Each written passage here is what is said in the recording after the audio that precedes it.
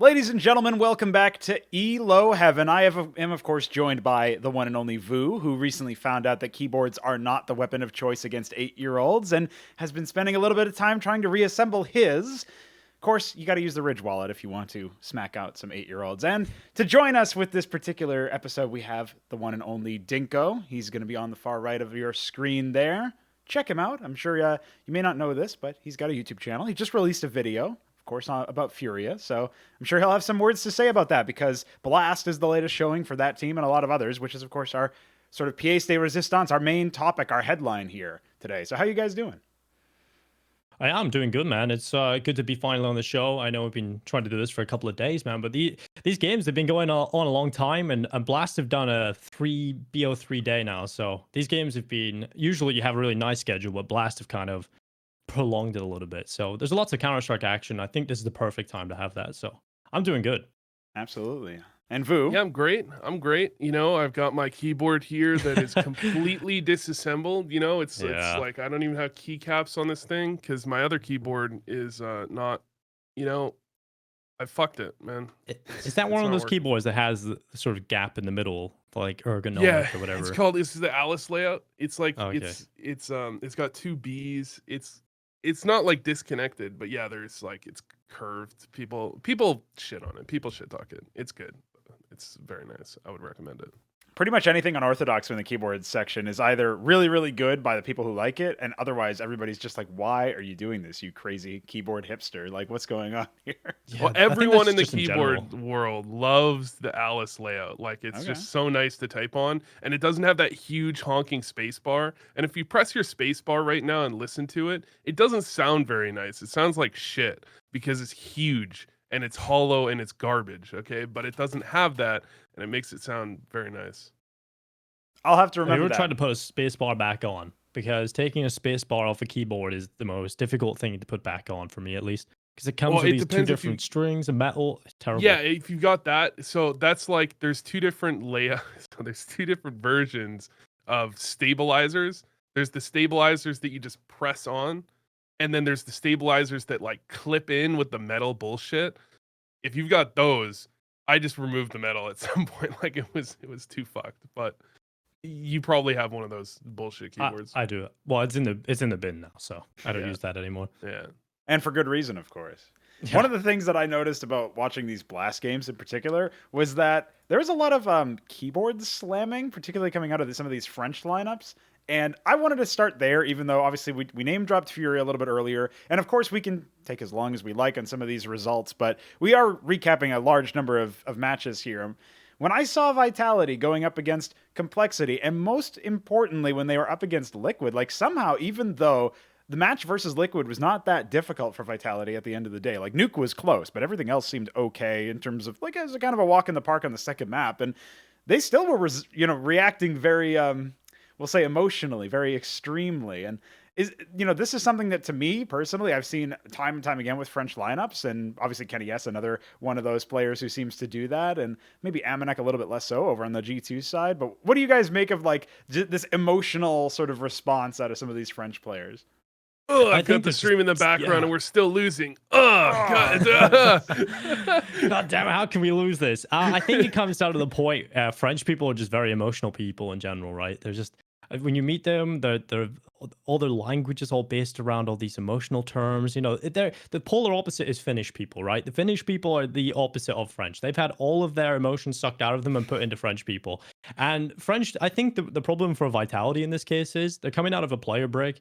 And you were playing at such a high level before this, right? You're going to be making mistakes that you haven't been making before that. And that's going to be pretty frustrating, even if you give yourself the caveat, okay, we have just went through a break, but coming back and then making these mistakes you were doing perfectly before and weren't even problems before the player break, I think that's going to be frustrating for some players. But I think eventually they'll get over that. And I think throughout Kenny's career, you have seen him just be a very emotional player. And if he messes up anything, he's his own worst critic. I think Apex and smashing his keyboard is like a pretty well-known phenomenon. I feel like I've seen it so many times. It's not good. Like, it's clearly a bad thing. Like, you shouldn't be doing that. Mm-hmm. And especially if you're playing with your team, I don't know, releasing like some people get maybe not in the French scene. I know in like the North American scene, even if you're like raging in the other direction, someone's like, oh, this like messes with their mental or something. I don't know. It's clearly not a good thing, but I don't think it's like a unique thing that just started. Well, Yeah, yeah, it's definitely not new, right? That's the thing. Yeah. Yeah, they have ZywOo on Vitality, and he just doesn't get mad at all. So I guess if you're a star player, super carry, doesn't really care about anything, that's pretty good. I think that's something Vitality will always have. It's just ZywOo doesn't care, man. He doesn't even. I don't even think he would even care if he walked outside, seen himself on the Arc de Triomphe in Paris. He's the type of guy that just doesn't really care about this stuff, and I think that's perfect. That's what you need in a player like him.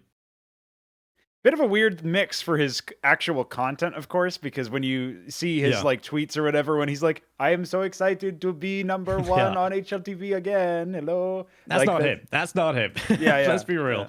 So it's a bit awkward, but when it comes to the server, I mean, that's exactly what you want. You want him to be calm and collected. And one of the things in general about ZywOo is that somehow, like, you saw Simple's rise to prominence, and that was very troubled. And this is actually a point that I've seen made to both of these players' defenses. Some people say, well, ZywOo is not even remotely tested at all. And I mean, tested in the sense that he doesn't seem to crack under pressure. Obviously, he's been tested in terms of his rise to prominence. But Simple, on the other hand, had to fall down and had to make all of those mistakes and be the toxic Simple before he could sort of reform in a way, and at least in the eyes of the community, and become better. And you know, obviously, ZywOo has none of that controversy. Like, the most that you can say about ZywOo is that he's only been on really the one notable team at the top level. And until he maybe moves on, or until that team rebuilds around him, we're not going to see how he slots into a different system.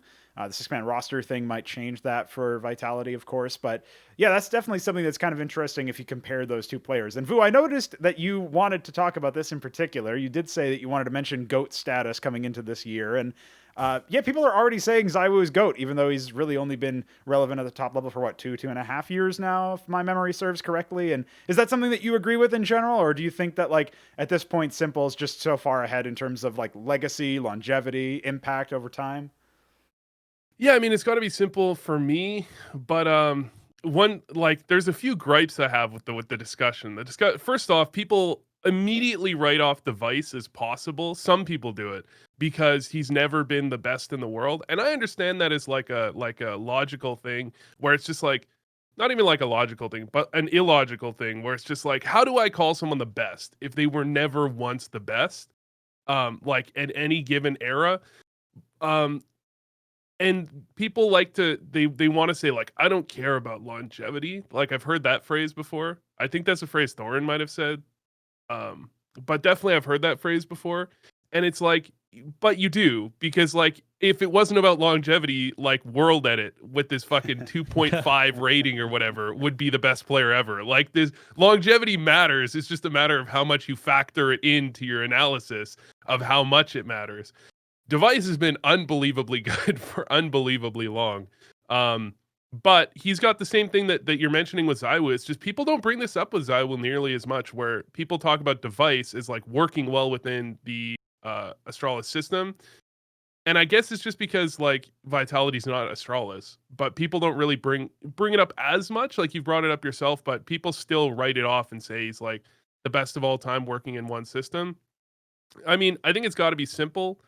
But I mean, it's his first 2 years in the scene. Like, if that's not a natural talent, like, nothing is. I mean, we've seen ZywOo back in his AAA team. He had no role, right, other than just go kill everyone. If you look back at some of his demos, you can just see how good he is, even without a system. He literally would set himself up, knowing that he was the only player that could get in the round wins. And I think he just has that unbelievable talent, and there's no one that can question that. I don't think you can put that down to your system and say I was only the best in the world because of the system. He's come in and he's not even played at the top level before, and he's immediately getting MVPs in his first DreamHack tournament. Like, that is just unbelievable. There's no other player that, other than Simple, that you could even put on the same sort of status level as him on individual natural talent. I think Device is a fantastic player, and I would definitely agree with Vu. He should be in the conversation, at least, for one of the greatest players of all time. But yeah, I feel like you have a very good point with the longevity. When you think about players like World Edit, right, you have good years. But I feel like what you think about when you come to the greatest of all time conversation is how long they've been able to stay at the top throughout their entire career. Like Get Right, for example, right? Coming in as a really good youngster, retires on a high, pretty much still playing at the top level, never really dropped down and played with these tier 2, tier 3 teams. You may have some memes about NIP at the time, but nonetheless, I feel like these players, they need to maintain a constant level of being a beast and one of the top players in the world to really be in that conversation.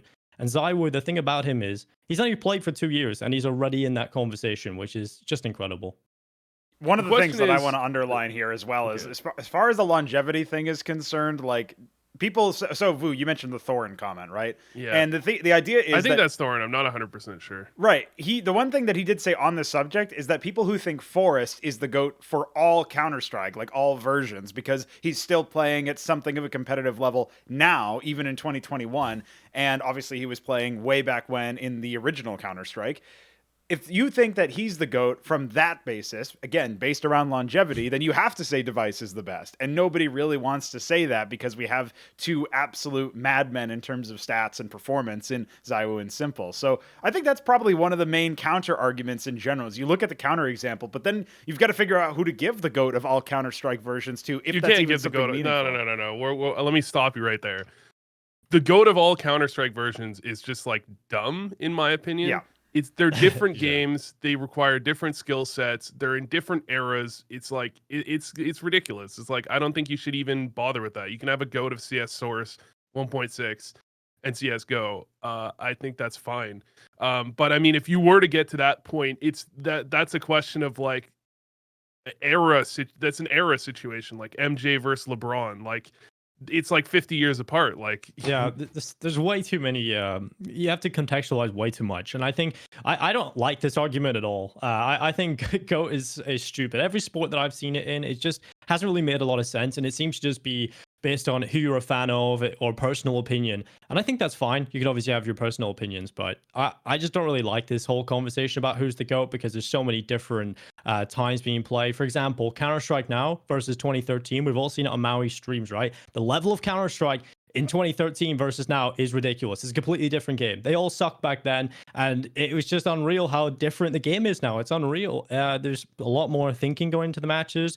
You look at utility damage stats, they've gone up every single year across the board. People are just playing a different game right now. And I think if you look at players who have come up through different Counter-Strike games, there's two different games playing at the time as well, 1.6 Source. There's just too much to look at. I think the greatest of all time is just a very strange topic to me. And I don't think we'll be able to make a real assumption on whether it's ZywOo or Simple for another few years, right? Because to me, if you're going to go with the greatest of all time, they've got to win trophies. And right now, Simple ain't doing that. So if you look in sports and players that are all in that conversation, they're all multiple world champions, right? They've all won big tournaments, and Simple hasn't done that yet. And ZywOo hasn't really won a world championship either. So we have to look at some other areas where we can maybe determine how good these players are. what's actually hilarious is that if you look at hockey, which is a sport where basically no one player makes that much of a difference. There's so many shift changes. You only play like the best player on the ice. If he's a forward, might play nowadays like 23, 24 minutes, of a 60-minute game. And it's still in the conversation. Have they won a championship? Especially for goalies. It's like, how many championships have they won? They can't be that good if they haven't won a championship. And then CS, where you are 1/5 of your team and you're there every round for the entire game. We've managed to get away from the championship debate. I think for good reason. I think getting away from the championship debate is a good idea. Although you do have to question at some level, like Simple's been around for that long and hasn't won.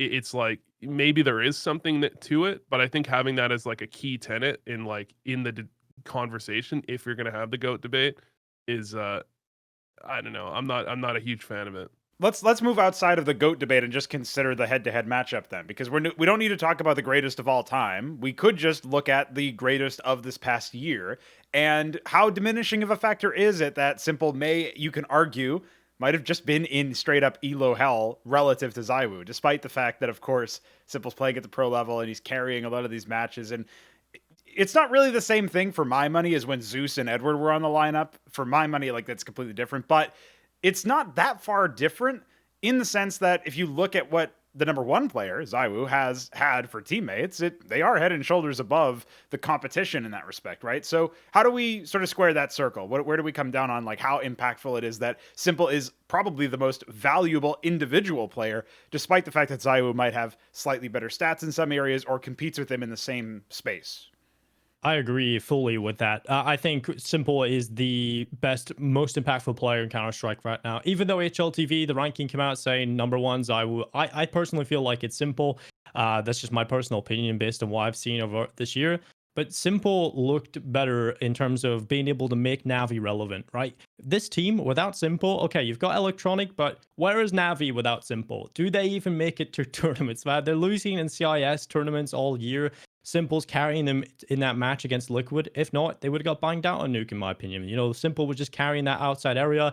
He was 34 kills. Second on the team was Perfecto. The second star wasn't showing up. Simple was making them relevant, and he was just carrying NaVi to somewhat of a close scoreline against Liquid, right? They were 14-12 up on Nuke, and it all went downhill from there. But Simple really makes NaVi a relevant team. Whereas if you remove ZywOo, of course you're losing a huge star player, but that team's still good, right? You still got really good players across the board. You've got Navira in there. That's where I land on this is like when you look at Vitality, they're still a decent team without ZywOo. But if you take out Simple of NaVi, then it's just a terrible team.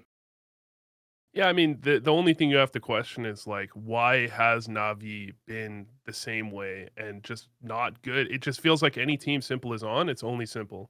And you just have to speculate with that. True. I think with what we see on the server, Simple is probably the best. I'd have to give him the edge.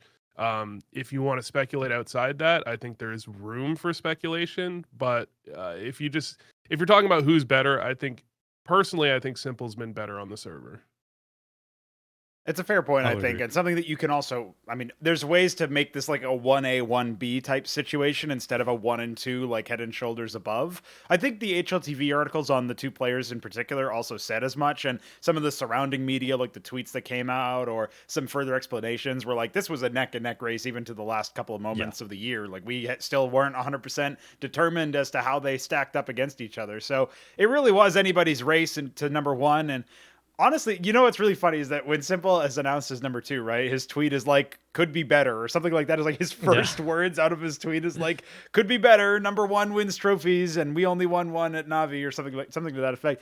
I just don't understand. I mean, I do understand why he's still with the team, but I don't understand why he's still with the team from the perspective of his career. Like, we keep saying Simple eventually might fall off. Like, that seems to be the case for all other players, no matter how high they shine. There's waiting. Yeah, we're still waiting, yeah, and we're still trying to figure out when that's going to happen. It doesn't seem to be happening at all anytime soon. Like, even there was even some speculation recently, even on like the Blast Analysis desk, right, where they mentioned Simple's been a little quiet in the last couple of rounds, and then he completely turns up with some highlight frags in the final map, of course, to completely shut G2 out and say sayonara to them. So the question then becomes like, if this guy can continue to pop off, maybe it's fine that he's not really wasting away his years, his prime, because maybe his prime is just evergreen. Maybe he is one of those rare players that's like so incredibly rare that you just wouldn't expect it.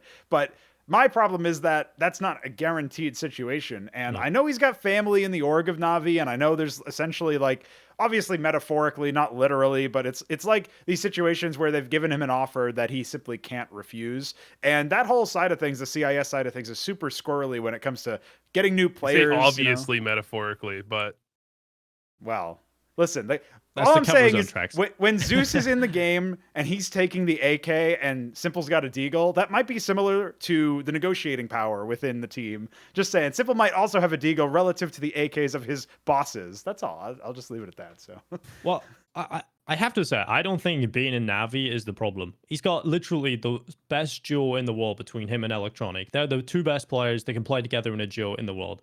I don't think there's anybody that rivals them. Electronic, when he plays to his top level, well, what I mean is, obviously, Device and Dupree are very up there, but if Electronic can find consistency playing at his top level, Simple and Electronic, they're an unreal duo. The problem for me is the rest of the team, right? And I don't even think it's Perfecto or any of the newer players brought in. Like, I think Perfecto is generally, he's doing a good job. I think he's pretty underrated in the role that he's doing. He's done a pretty solid job from what I've seen, especially just coming in to 2019 and playing at the top level immediately. I think he does okay. But the rest of the team, I don't know how I feel about Bubzkji. He's not a great in-game leader. From what I've seen, NaVi looked lost at times. I don't really know if Bubzkji is the kind of guy whether his personality is strong enough to deal with people like Simple, who's just gonna, you tell him to do something, he'll just be like, no, what do you know better than me? You know, this is, you have to have someone that has that leadership quality. And I think when you look at Zeus, okay, he's obviously had his issues, and everybody will talk about some of the issues, but you can't deny he was in a fantastic leader role, even though he didn't actually work that well with Flamey due to kind of screaming at people. But he did sort of command the respect of the team. And I feel like with this NaVi team, you're going to need that. He's not someone like ZywOo. Simple's a very different person to ZywOo, but from what we've seen, right? He seems like he'll have his own opinions a lot more. ZywOo seems to be the player that you tell him to do something and he'll go do it. He'll not have his own opinion on it. He'll just listen. And I think when you have this NaVi team, you've got Electronic, Simple, Perfecto seems to do a good job. But I think you just need two other fillers, one great in-game leader that can command some leadership and actually some respect from the team. And they don't have that right now. And I think that's the problem with NaVi. I think they've got a few good pieces, some world-class pieces, but overall the team's lacking. Yeah, I mean, I think the team theoretically it should have the pieces it needs to be a top team. I agree that the leadership isn't really there. I don't know what's happening with Blade. I've never been a huge fan of Bubzkji. I think, you know, when he came in and the way they play certain maps is not the way I think certain maps should be played personally. Things have changed a little bit, but when he first came in, there was a few, in my opinion, pretty glaring holes. But it's tough because Simple's been at the top doing so well with his style for so long, and you need someone that can come in and like convince him to play, you know, maybe a little bit different at times. And I think you need to have a system around that team that allows him, you know, basically allows the team to work. You need a system that works, and then you need to slot Simple into that system, or, you know, he can kind of operate somewhat outside of the system just fine.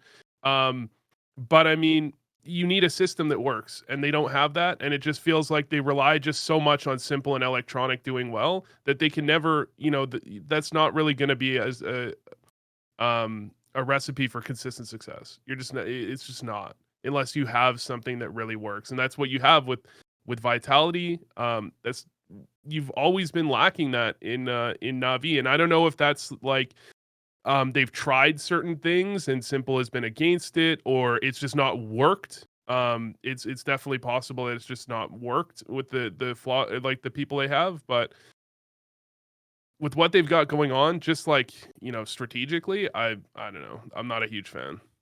And to that point as well, I mean, NaVi have not really been super consistent. Dinko, you mentioned that like Electronic needs to find consistency himself.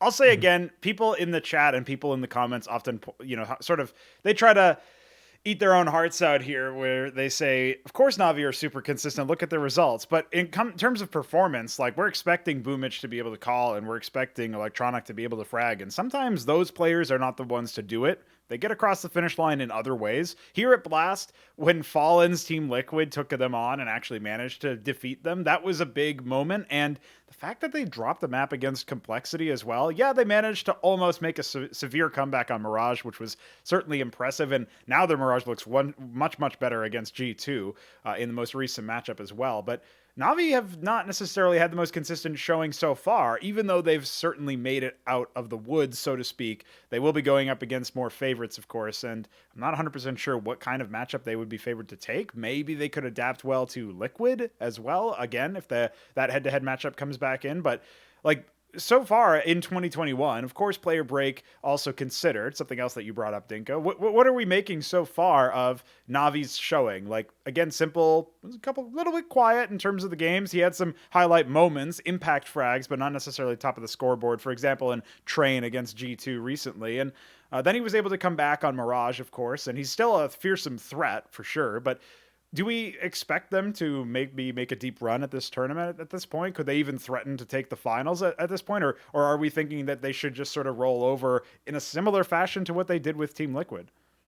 Well, there's two different NaVis in this tournament. And we had the NaVi that started the tournament with Electronic basically doing nothing and Simple showing up here and there. With the NaVi that just played, that's a very different team. That's a very scary team that could certainly go deep in the playoffs, maybe even make the final. But the problem is, it's just so inconsistent, especially at the start of tournaments when they've had time off, okay, coming out of a player break. But still, they're coming in there, they just look so off. Electronic seems to have this problem in a lot of tournaments. I remember so many Blast tournaments, Electronics come in cold, hasn't really shown up in the first couple of games. And if you literally have two players that you're relying upon to get all the kills and do everything on the server, you can't have any of those players go missing. Simple more often than not turns up and really delivers. Even if he's having a mediocre day, it's still way above the average player, right? But it's Electronic that I want to see just always play well. Just always be that consistent second man because they don't have any other fallback plan. They have no one else unless Bubzkji has a random good performance on Nuke, where he seems to have sometimes, or Flamey will have his once in 20 maps good game.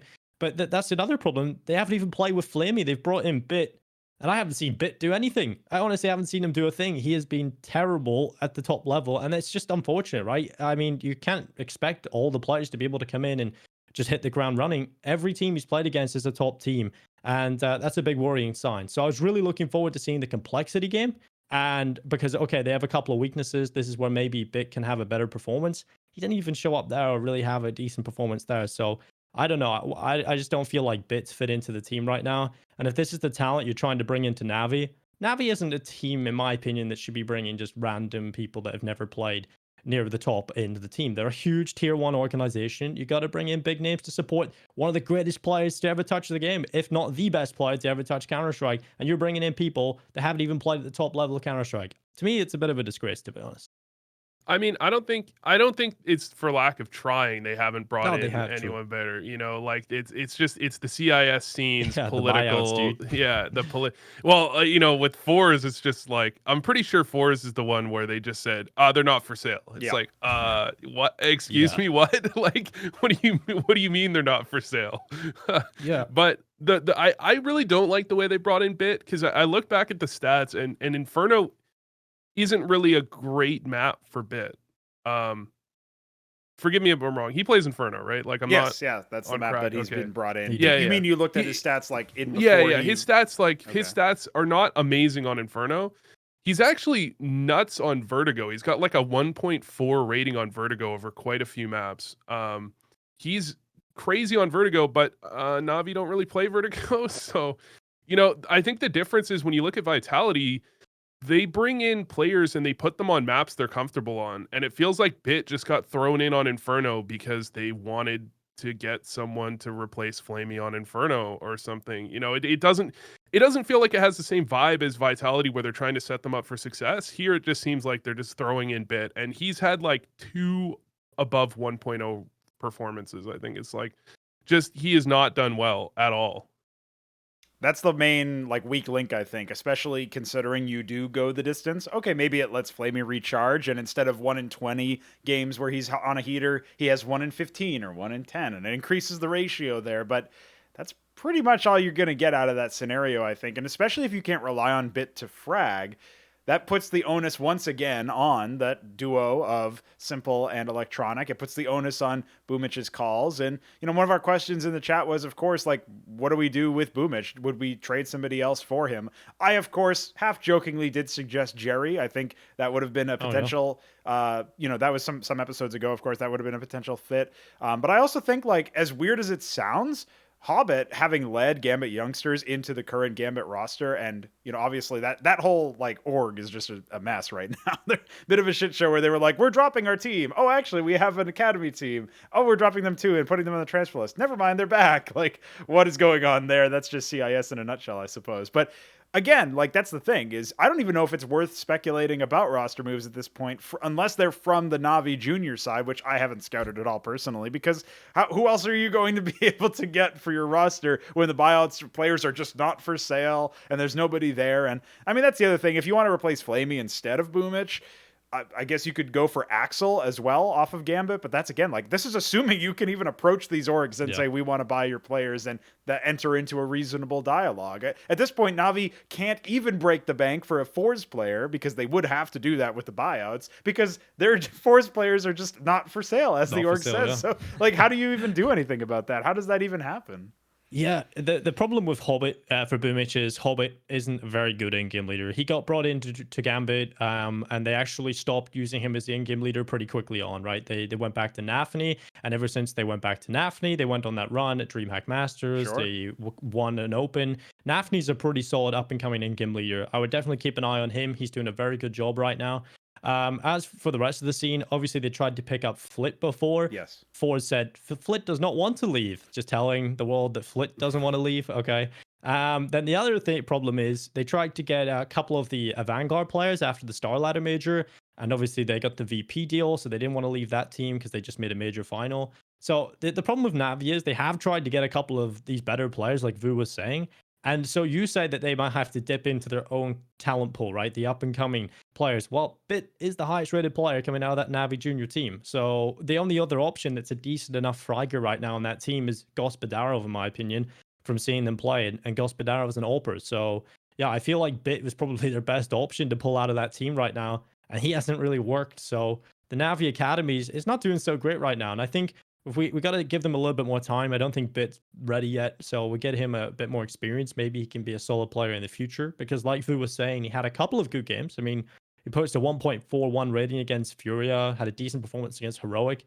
But the other teams he's playing against are Liquid, Astralis. So I mean, obviously that's very, very difficult opponents to play against. So we'll give him a little bit more time. But right now, he's not really looking that hot. I'd like to see him play on. I'd like to see him play on maps that he's really comfortable on, and I don't think that's Inferno. I think that's like, if I remember correctly, I think he's pretty good on Train. I don't know if that's. I haven't really looked too much into NaVi's academy team, so I don't know if that's just a map they're really sick on.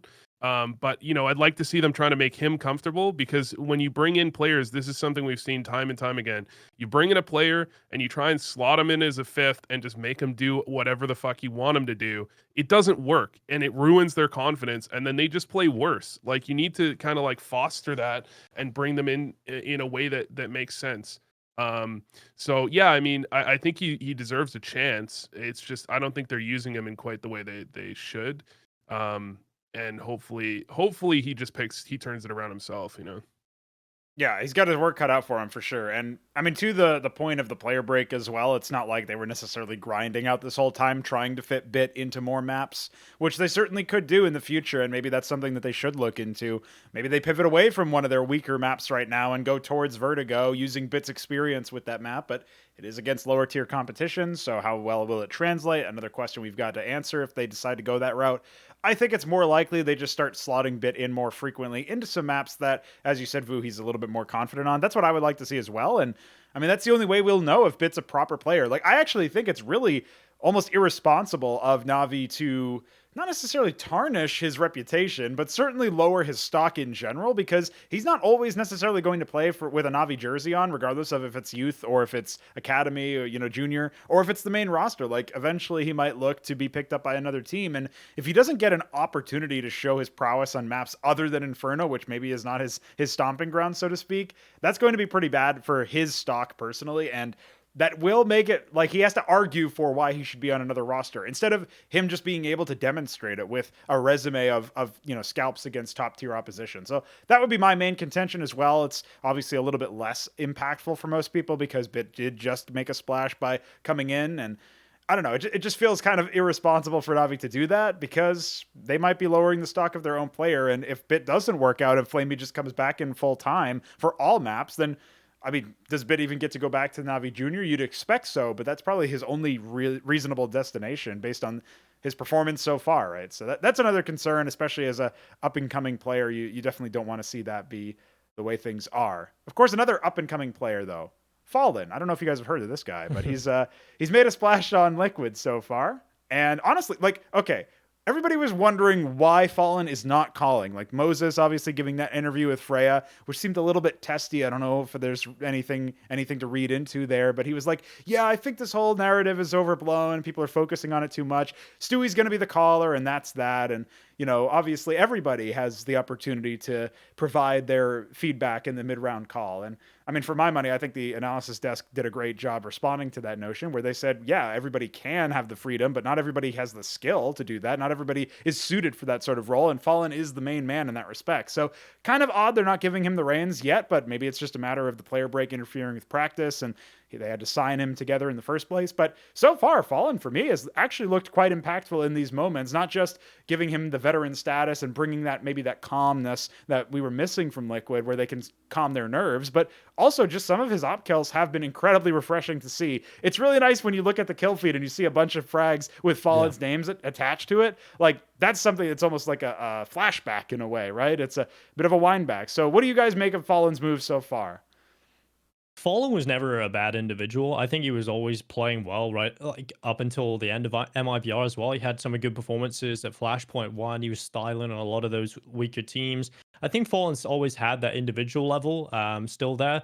The problem people had with Fallen was actually just the way there was a lot of the public dramas and controversies, and also the way he was calling for the team. MIBR were just they were just washed up, basically, right? There wasn't really anything coming out of that team. But when you look at Fallen as a player, as an individual, he's actually fantastic. He can do that job that Liquid need. He can be that really solid AWPer. When it comes to the calling point of view, I never really rated Stewie as a caller. I think they've kind of looked a little bit out of sorts at times on a tactical level, Liquid. But if you've got Fallen helping in those mid rounds, which is actually something a lot of in-game leaders deal with pretty poorly, I think you can have someone that's good at calling a strat you've practiced or has a good idea in the start of the round in their head, and that's fine. You can actually call a really good strat out of spawn, but it's when things go wrong, when you lose a player or you lose a player there and the smoke fails or something, right? You need to figure out a mid round. I think Fallen is going to be fantastic at helping out with that, right? Because he's got so much experience playing. He's got the mid-round calling. He's got so much experience being an in-game leader. I think doing the mid-round calling and not really having to focus all the time on being an in-game leader, watching the demos, and just focusing on his individual level, I feel like this is where we're going to get the best Fallen for Liquid. When it comes to Stewie in-game leading, though, I don't really know how that's going to work, because from the interviews, we actually heard that Moses was doing a little bit of calling as well. He came up with some strats towards the end of one of their closer games against NaVi, where we had the Elige molly in behind in towards the ramp room as well. We've seen some of those rounds, and actually, apparently that was Moses coming up with some of the strats towards the end.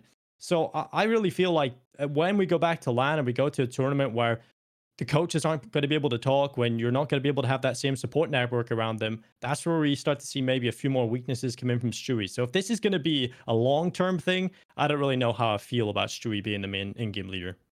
Yeah, I don't know. I think this is going to be one of my controversial takes. Okay. I don't know if I want Fallen not calling in the long run. I think in the short term it's better, but I feel like if he isn't calling, I feel like that almost suggests that he's just not in it. I think when you have natural leaders, like I think Fallen is, they want to take the reins, they want to be that guy, and when their heart's really in it, I think they can't help themselves from being that guy, that guy that just kind of does that type of thing, especially in mid rounds, but in close games, stuff like that. I feel like when you have people that have brought teams that far and they're kind of natural leaders, it's not in them not to be that guy. So I feel like the only way that he won't end up calling long term is if he's not really 100% in it.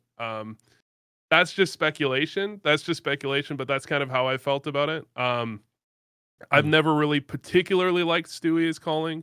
And I think him not calling to begin with makes perfect sense. I think, learning from Liquid and seeing what they're doing, how they're running it, maybe getting some, like revitalization basically of the way his strat book and the way he runs things, I think could be a good thing. I think long term, I want him calling though.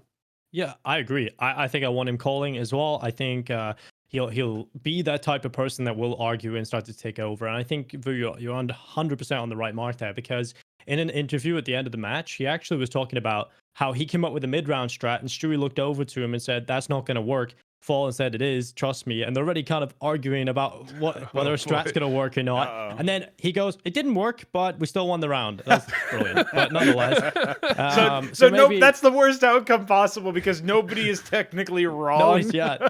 It's like, Oh, it worked, man. but it didn't work, but we won the round. Yeah, Doesn't so we matter. can both still be angry at each other that we even had Yeah. the dispute in the first place. Nothing resolved. Perfect. Yes. So I'm a little confused, honestly. Like, why are you bringing Fallen in then? Well, of course, he's a good AWPer, but he given his introduction video to Liquid, I was under the illusion that he thought he was going to be in-game leading because there's a large part of it where he was talking about the fact that he still knows the game. He's been following the meta. He really understands how to play, and he'll be able to lead Liquid, or I can't remember the exact terminology, but it was something along the lines of, people may not think I'm up to date with the game. They may think I'm washed up, but I really have been following the current meta. And if you've got that kind of tone when you're coming into one of those introduction videos, that to me makes it sound like he thinks he's going to be a big part of the leadership role.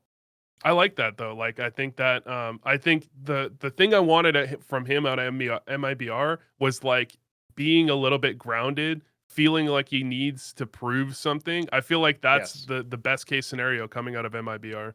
Yeah, absolutely. I mean, imagine if he just came in and he was content to coast, you know, like I'm sure he got a big signing. I'm sure he got plenty of money from Liquid. And obviously at that Twitter exchange between Lurpus, Tommy, and Fallen himself, it implies that maybe the MIBR players got plenty, of course, the old roster got plenty of cash on the way out as well. So I'm sure he's doing fine. He's got his own businesses and he's got everything there. And, you know, it is difficult. It is difficult He's huge to in like, Brazil. yeah. And it's very difficult to maintain that focus, I think, anyway, when in theory, all your needs are met. Like now it's just down to how badly do you really need to find success on a competitive level? If you can't make yourself desire that beyond like anything normally, like if it's just something that would be nice to you, then yeah, it's super easy to coast because you got plenty of money and you'll be set for presumably maybe not the rest of your life if everything goes to shit immediately, but a good while, you know, you'll be able to bounce back very simply. So that's my personal gripe with this move as well. I will completely admit that so far I look like the one with egg on my face because I said that Fallen was probably past his prime on a mechanical sense. I underrated his ability to play with that AWP, and particularly for Liquid, who need this dedicated AWPer, I thought he might be missing some of the shots that I saw him hit when I was watching the game. So I'll eat some crow there. I will say, however, that even though it wouldn't resolve their op issues necessarily, and maybe this is why it didn't happen, I do kind of find it weird that if they're not going to make him call, and maybe this is the reason why they're not making him call just yet, like if they waited maybe a couple of weeks before this move actually started happening, they could have had Kerrigan. That could have been a real move. He's on his way out from House. So, I mean, yeah, it wouldn't have resolved the op issues, right? Kerrigan is more like a secondary op on the CT side when he can pick an angle and hold something tight. But I still feel like that could have been a way in. He brings a vision. He's able to get you in shape. And in a way, Fallen's almost had to do the Kerrigan role of like saying, all right, we got to win this tournament now. We got to find success now. And we have almost no practice at all. And that's where Kerrigan shines the most. So impressive that Fallen's been able to do that. Obviously, that's something that I would have touted Kerrigan for. And maybe it's just my personal fantasy of seeing him in a Liquid jersey that's making me think that that's possible. Would be awesome. But yeah, I'm thinking maybe... And you know, this is probably one of the last teams for Kerrigan to move into. If he goes to FaZe or if he goes to some other roster, might be one of his last at the very least, right? Because he's gone through quite a few different rosters now, and the Mouse Sports project didn't end up working out at the end of the day. That we can maybe get into the roster moves there if we have some time a little bit later. But that was just one of the thoughts that I had. Whereas, obviously, Fallen, solid potential there, of course, solid pickup, and they're proving it in the server. Just eliminated EG, which was a nice NA derby, and unfortunate as a resident, of course, to watch my teams duke it out in that sense. But, you know, you can only beat the opponents you're served, and Liquid looked to be doing that. So quite an impressive uptick for my money. Yeah, considering how poor they looked towards the end of last year up until the Global Challenge, I think it's been a big turnaround for Liquid. I think obviously the last run at the Global Challenge for ESL, I think that was when they knew Twist wasn't going to be there for. I think they probably knew that going over to Europe, but you could just see how they play without the pressure, and everybody started hitting that individual stride. And coming into this event, that hasn't really stopped, right? NAF is on another level in this tournament. I am loving this level of NAF. And maybe we're going to get to see that more consistently now. I'd love to just see NAF be the central focus of this team because he is unbelievable. We see him in those situations where he's alone on the lower bomb site. I don't know if you guys caught this clip, but There's a bunch of players come into his position. Instead of just getting one, he actually makes the proactive play, drops down off the rafters, and goes behind double doors and just gets multiple players and wins the round. That's the kind of moments that NaV you can get out of him. And to be honest, NaV is hitting this peak when he's heading into Europe and these big tournaments is super fun to see. So now you've got an AWPer that's hitting his shots, and NaV is just killing everybody. I think Liquid are in a real good spot right now where they're just everybody's hitting their stride individually. We haven't really even needed to see the Elige that we know he can be in this tournament yet. So that's pretty awesome. I think Liquid are looking good on an individual level. I'm just looking forward to seeing if this can be consistent over a couple of tournaments. Will there be problems between Stewie and Fallen? Kind of reminds me of the dynamic of NiKo and Coldzera. Oh, we're best friends. Let's just make a tournament. Let's make a team together, finally together. Then NiKo just decides, you know what, actually, this didn't really work. I'm away to G2. Now, how will this work? Best friends, Stewie and Fallen, maybe they start fighting over the in-game leader role.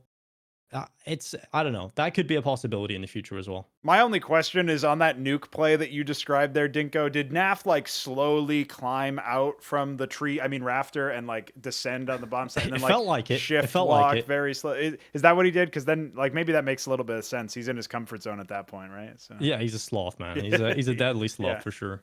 Yeah, I think NaV was actually smiling in his interview, like after one of these games, after the EG game. It's surprising. It's surprising. Like you talk about ZywOo just kind of being like a robot, like NaV just like, I don't know, he talks like a robot, but he always looks like NaV. I've never seen someone look as tired as NaV looks, like 24/7. He looks like he's always on like he's a robot in sleep mode. That's what he is. He's a great player and a great I guy assume that's a familial thing. I think if I remember correctly, I played on a team with his brother at some LAN where NaV fucking destroyed us. But I played with his brother, and I think he had the same like super tired look. I think that's like a family trait. But when it comes down to it, yeah, I mean there could be something between Fallen and Stewie. I hope that manages to get drawn out. You know, manages to get figured out. Hopefully Moses is there doing it. NaV, I've always been I've always been high on NaV. I love NaV. I think he's amazing. The Kerrigan thing, that would have been such an insane move. Like imagine having him like, I know that's with what just I'm saying. so many star pieces. Yeah. It just seems like that, like Liquid is the team that you would expect Kerrigan to be good with, like just mid-round calling, just like moving the pieces around of all these nutty players. But yeah, I mean they need an AWPer. Like that's like just theoretically would be so sick. Yeah. That I can't help like just want it. Like I just want it. Liquid Kerrigan, make it happen, please, Mr. Steve, Mr. Moneybanks. The thing is, he might actually just be working with a Liquid piece anyway. If Twist goes to FaZe, we might get to see that. That could be awesome. But yeah, I think it is a real nice fantasy thinking about Kerrigan in the Liquid team, just because Liquid are literally the most skilled, in my opinion, team in the world across the board, right? They've removed Twist. A little bit of that skill has gone down in terms of just raw ability. I feel like Twist across the board is more skilled than Fallen in just raw ability, especially obviously there's a rifler. But Liquid are one of the most talented teams ever assembled in Counter-Strike. And if you put a leader like Kerrigan that is known for getting the best out of individual players, not just one or two in a team, but pretty much everybody can come out of their shell and really perform to their career best. I feel like that would just be amazing. But yeah, it feels like a bit of a fantasy right now, and I don't think that'll be a move we'll be seeing maybe even ever. So it's a bit unfortunate. This would have been the best chance to do it. I agree. Yeah, unless something really bad happens where Fallen and Stewie really do fight, and one or both of them end up getting, ejected from the squad in a massive corral hoe. It'll be a hit for the obviously it'll be a hit for the social media squad for Team Liquid. But if they can bring in Kerrigan and somebody else at that point, then well, Bob's your uncle, as nobody ever says. I don't know why the fuck that's even a sentence. Anyway, let's move on. This is something we've put off talking about, right? And it's because I personally think, like, isn't it just... I will take the absolute stupid pleb opinion here.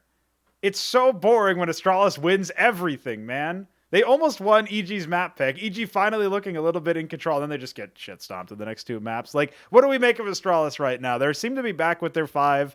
I guess they didn't even break out Bubzkji for what was it? Vertigo was the map pick instead of Nuke. Like now they're almost phasing Nuke and Bubzkji with it out of their pool. It seems like obviously very low sample size, but that's a little rough, right? If you finally get some playtime with the Astralis logo on your shirt and it's gone. All right. It's see you actually later. wild. It's actually wild. And honestly, Astralis, they aren't looking like the same indomitable team as they were before. Fair. A lot of people, a lot of the pundits have been saying, okay, they look very mortal at times. I think that's fair to say, but I think it's pretty ridiculous and just shows how good Astralis are. The Yes. fact that people are saying, okay, they're mortal, but yet they're stomping teams out completely. Dupree and Device in this tournament, man, the amount of rounds that they've been able to win in that duo has been ridiculous. The amount of 2v4s, unwinnable rounds, you would think, just being pulled out of Device and Dupree together is just unbelievable. And then you've got Magisk, he's just incredible. It feels like across the board, when you look at this team, you've almost got the best player for the role across the board in the world. Like, if you want a traditional, really solid role-playing AWPer, you got Device. If you want an in-game leader, the best of all time, in my opinion, Glaive. Right, you got Magisk, he's just incredible, nutty player.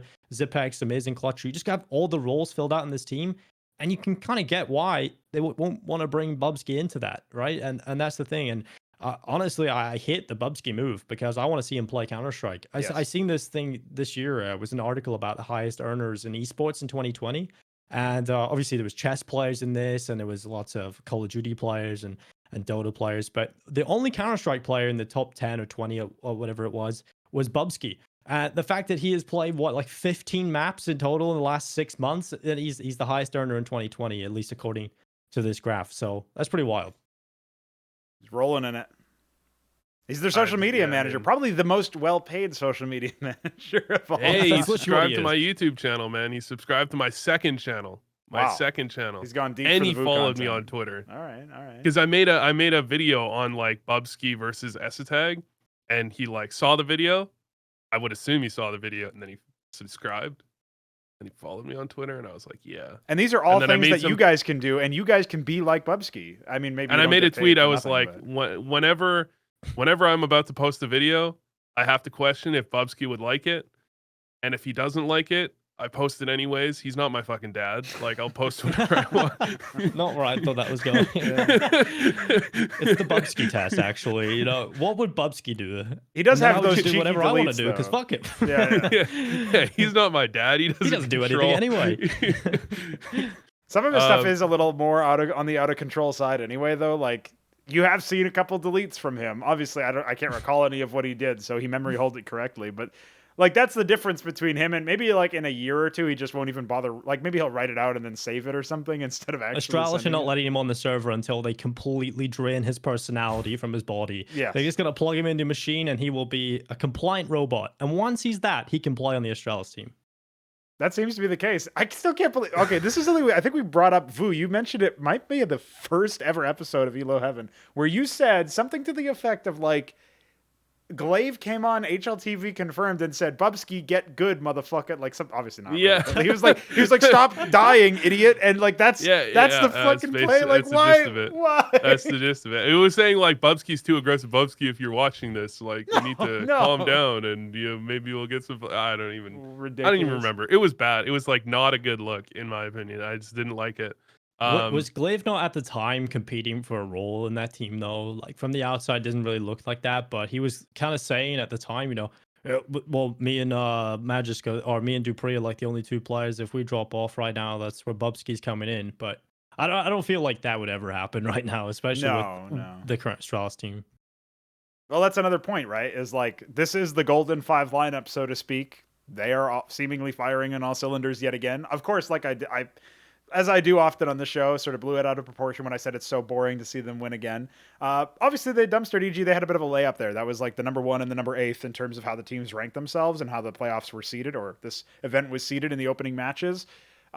I guess if they lost to G2, which was in the cards in theory at some point in that second series that Astralis have played, they might not have been able to make it all the way up, and they would have had to face NaVi, and maybe then they just 2-0 or 2-1 that team as well, and then we don't get to see Simple play anymore, which would have been very sad for this particular event. So in a way, like, if you had to tell me you got to pick G2 or NaVi to go out, like, that's a tough pick. I don't actually know which one I would prefer to see play more.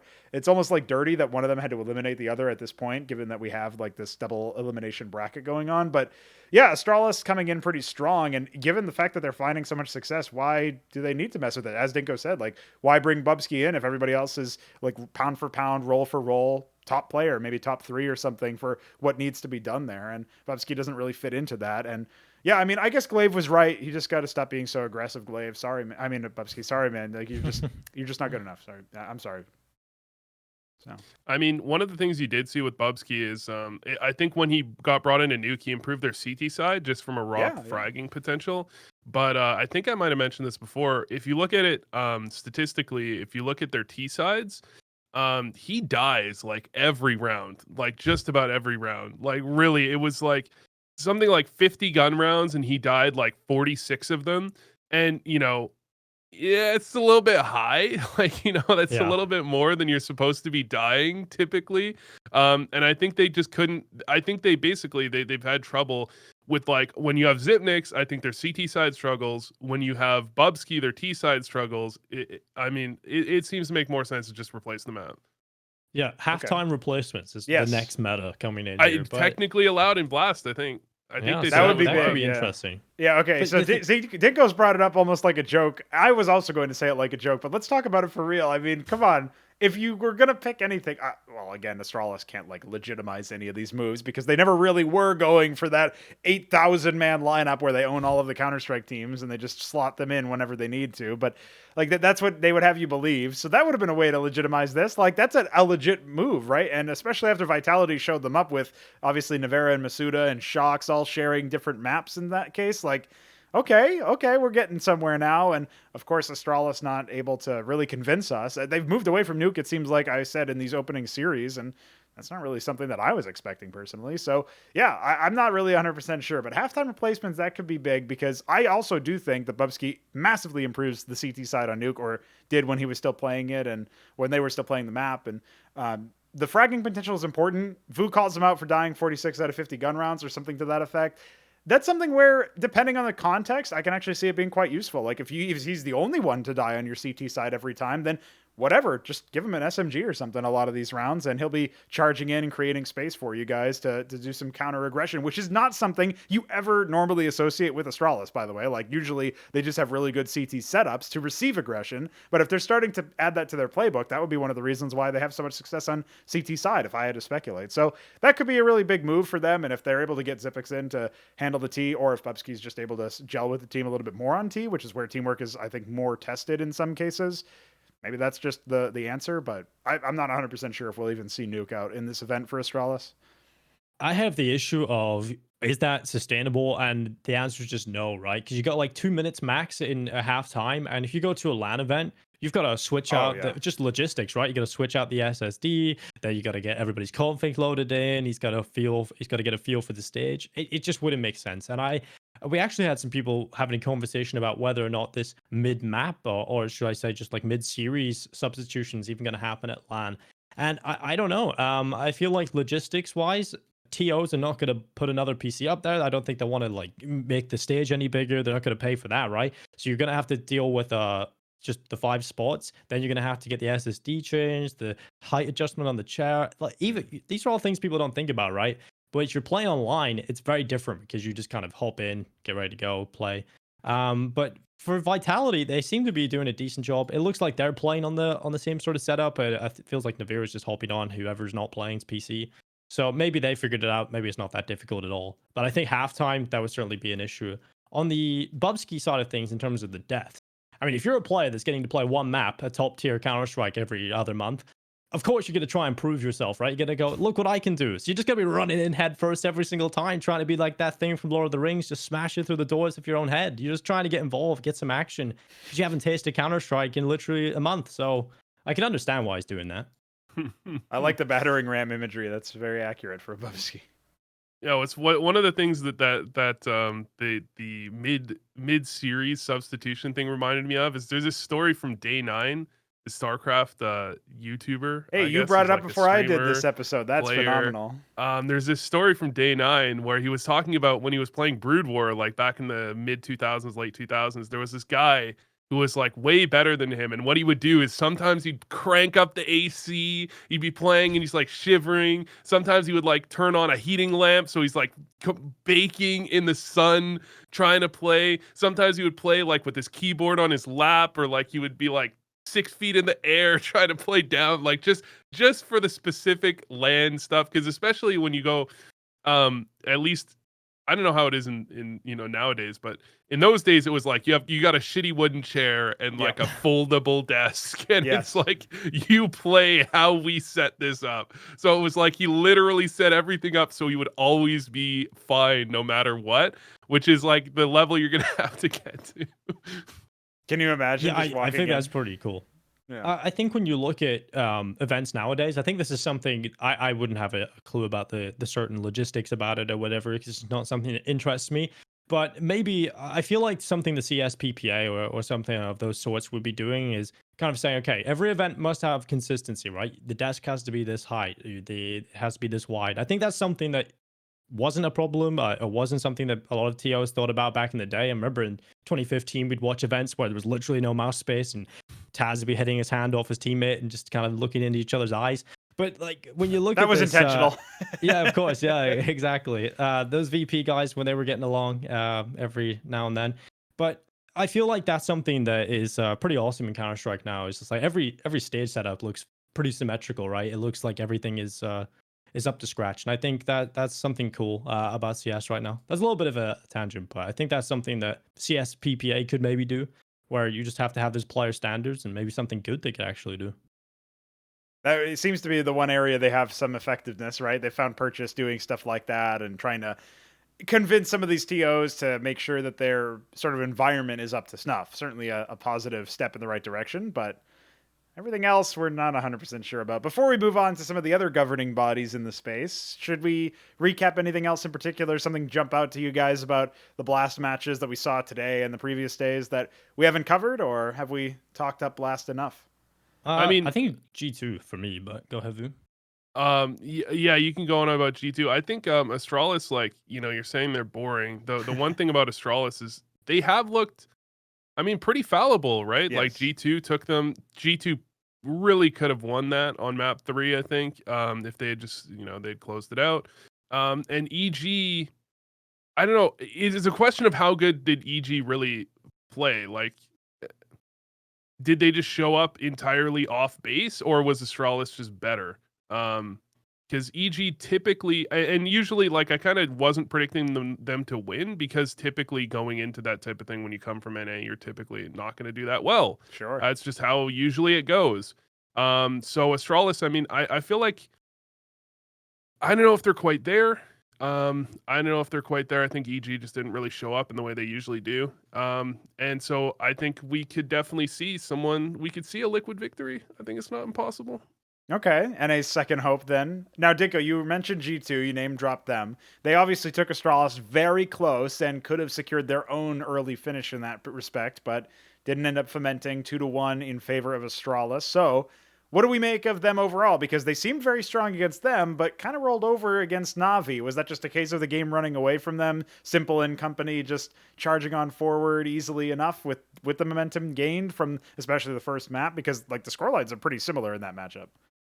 Yeah, G2 are a very weird one to me. I think coming into this tournament, I was expecting them to be kind of like a dark horse for the tournament. I mean, you've brought Nico in, right? This is a big move. The amount of skill they have on this team, it's huge. So you can't really expect just average results, even though they're a new team put together. I don't think the excuse of, oh, we need loads of time, we're a new team. You've got that much skill, you should be beating some of these teams that also have problems. I think they should have won the series against FURIA 2-0. I think that second map, Mirage, they kind of made a couple of adjustments to their CT side. Some of the aggression wasn't really working out for G2 specifically. But something I'm very happy about in this tournament has been G2's adaptation on the CT side. It's looked better. I think the way Nico, Nex, and Hunter are playing together, because they all speak a very similar language. I don't know whether or not they're going to be speaking in their their mother tongue during a game. Maybe in some tight scenarios, that would be kind of cool. But they seem to be playing a lot together on CT side, which is very cool. The problem I have with G2 right now, and it's kind of a weird one, because he does have good maps every now and then. It's Kenny S sometimes for me. Like, yeah, yesterday he had a very good Inferno, so everybody just kind of forgets about some of the moments he didn't have that were so great. And honestly, I feel like as an AWPer, that's all he needs to do in this team now. And he was missing a lot of those opening shots. And for me on Vertigo especially, there was a lot of moments where Kenny would just be holding an angle and a player would walk into his crosshair and he just wouldn't be able to get the first shot. He would re-peek and he would just miss again. And if you're an AWPer like Kenny S, you're literally in that team to AWP. There's nothing else you need to do apart from land those shots, get those advantages against Astralis, And that's all you need to do. You give the man advantage to your team and you fall back. And he was missing a lot of those openings. He was whiffing a lot of shots. And there was a couple of rounds even where he was just losing straight up aim jewels against rifles going around the corner. So yeah, I feel like Kenny S sometimes could be a bit average, but he had a decent map on Inferno against Astralis. But I feel like we're going to need more out of him. I think Kenny's a bit of a question mark because the problem with Kenny is when he's not playing well, he still plays like he's Kenny S. And that's, that's going to hurt you a lot. And, I've always had this opinion that this is kind of why players fall off. It's like they lose like 10% of their ability, but then they keep playing the same. And then it just exaggerates how bad they can fall off when that happens. And I don't think that's really necessarily happened to Kenny, but that could be kind of, in the process of happening where he's kind of just on the decline. And he really is the question mark. I think the rest of the team typically does quite well. I just, if Kenny was on point every game, I think G2 would be a force to be reckoned with. I absolutely agree about Kenny S in that sense, where he's almost kind of like the opt version of Electronic, where he's a win condition, a victory condition for his team. If he's on fire, if he goes on a heater, he can absolutely drag G2 across the finish line because Nico's money and Hunter's been super consistent. Like the rest of his team is not really in question, but Kenny S, I'm sure he commands a very powerful salary. He's definitely got a name value in terms of the space. And at this point, you have to wonder, like, you never want to leave Kenny S behind. Like, you never want to cut him from a team. He's so good, at least in terms of what he can do, right? His ceiling is so high. But as Vu mentions, like the mechanical aptitude, not always there, whiffing those shots, like you said, Dinko. And I guess that's my main concern as well. Like, I wonder. Right now, he's just an average AWPer, which is weird. Because he's Kenny S, right? That's what everybody says. You had a sick clip in matchmaking. Some people all spamming in chat. The kids like Kenny S. But it's crazy because he's just average now. And that's not what you expect. You wouldn't even see him near the top 20 anymore. And you wouldn't expect that. If he was, you'd be kind of shocked, right? He's just so average right now. And that's so strange for me to see, especially because when ZywOo was first starting to come up not that long ago, the narrative was, oh, Kenny's not going to like this. The best AWPer in France is now like has a rival.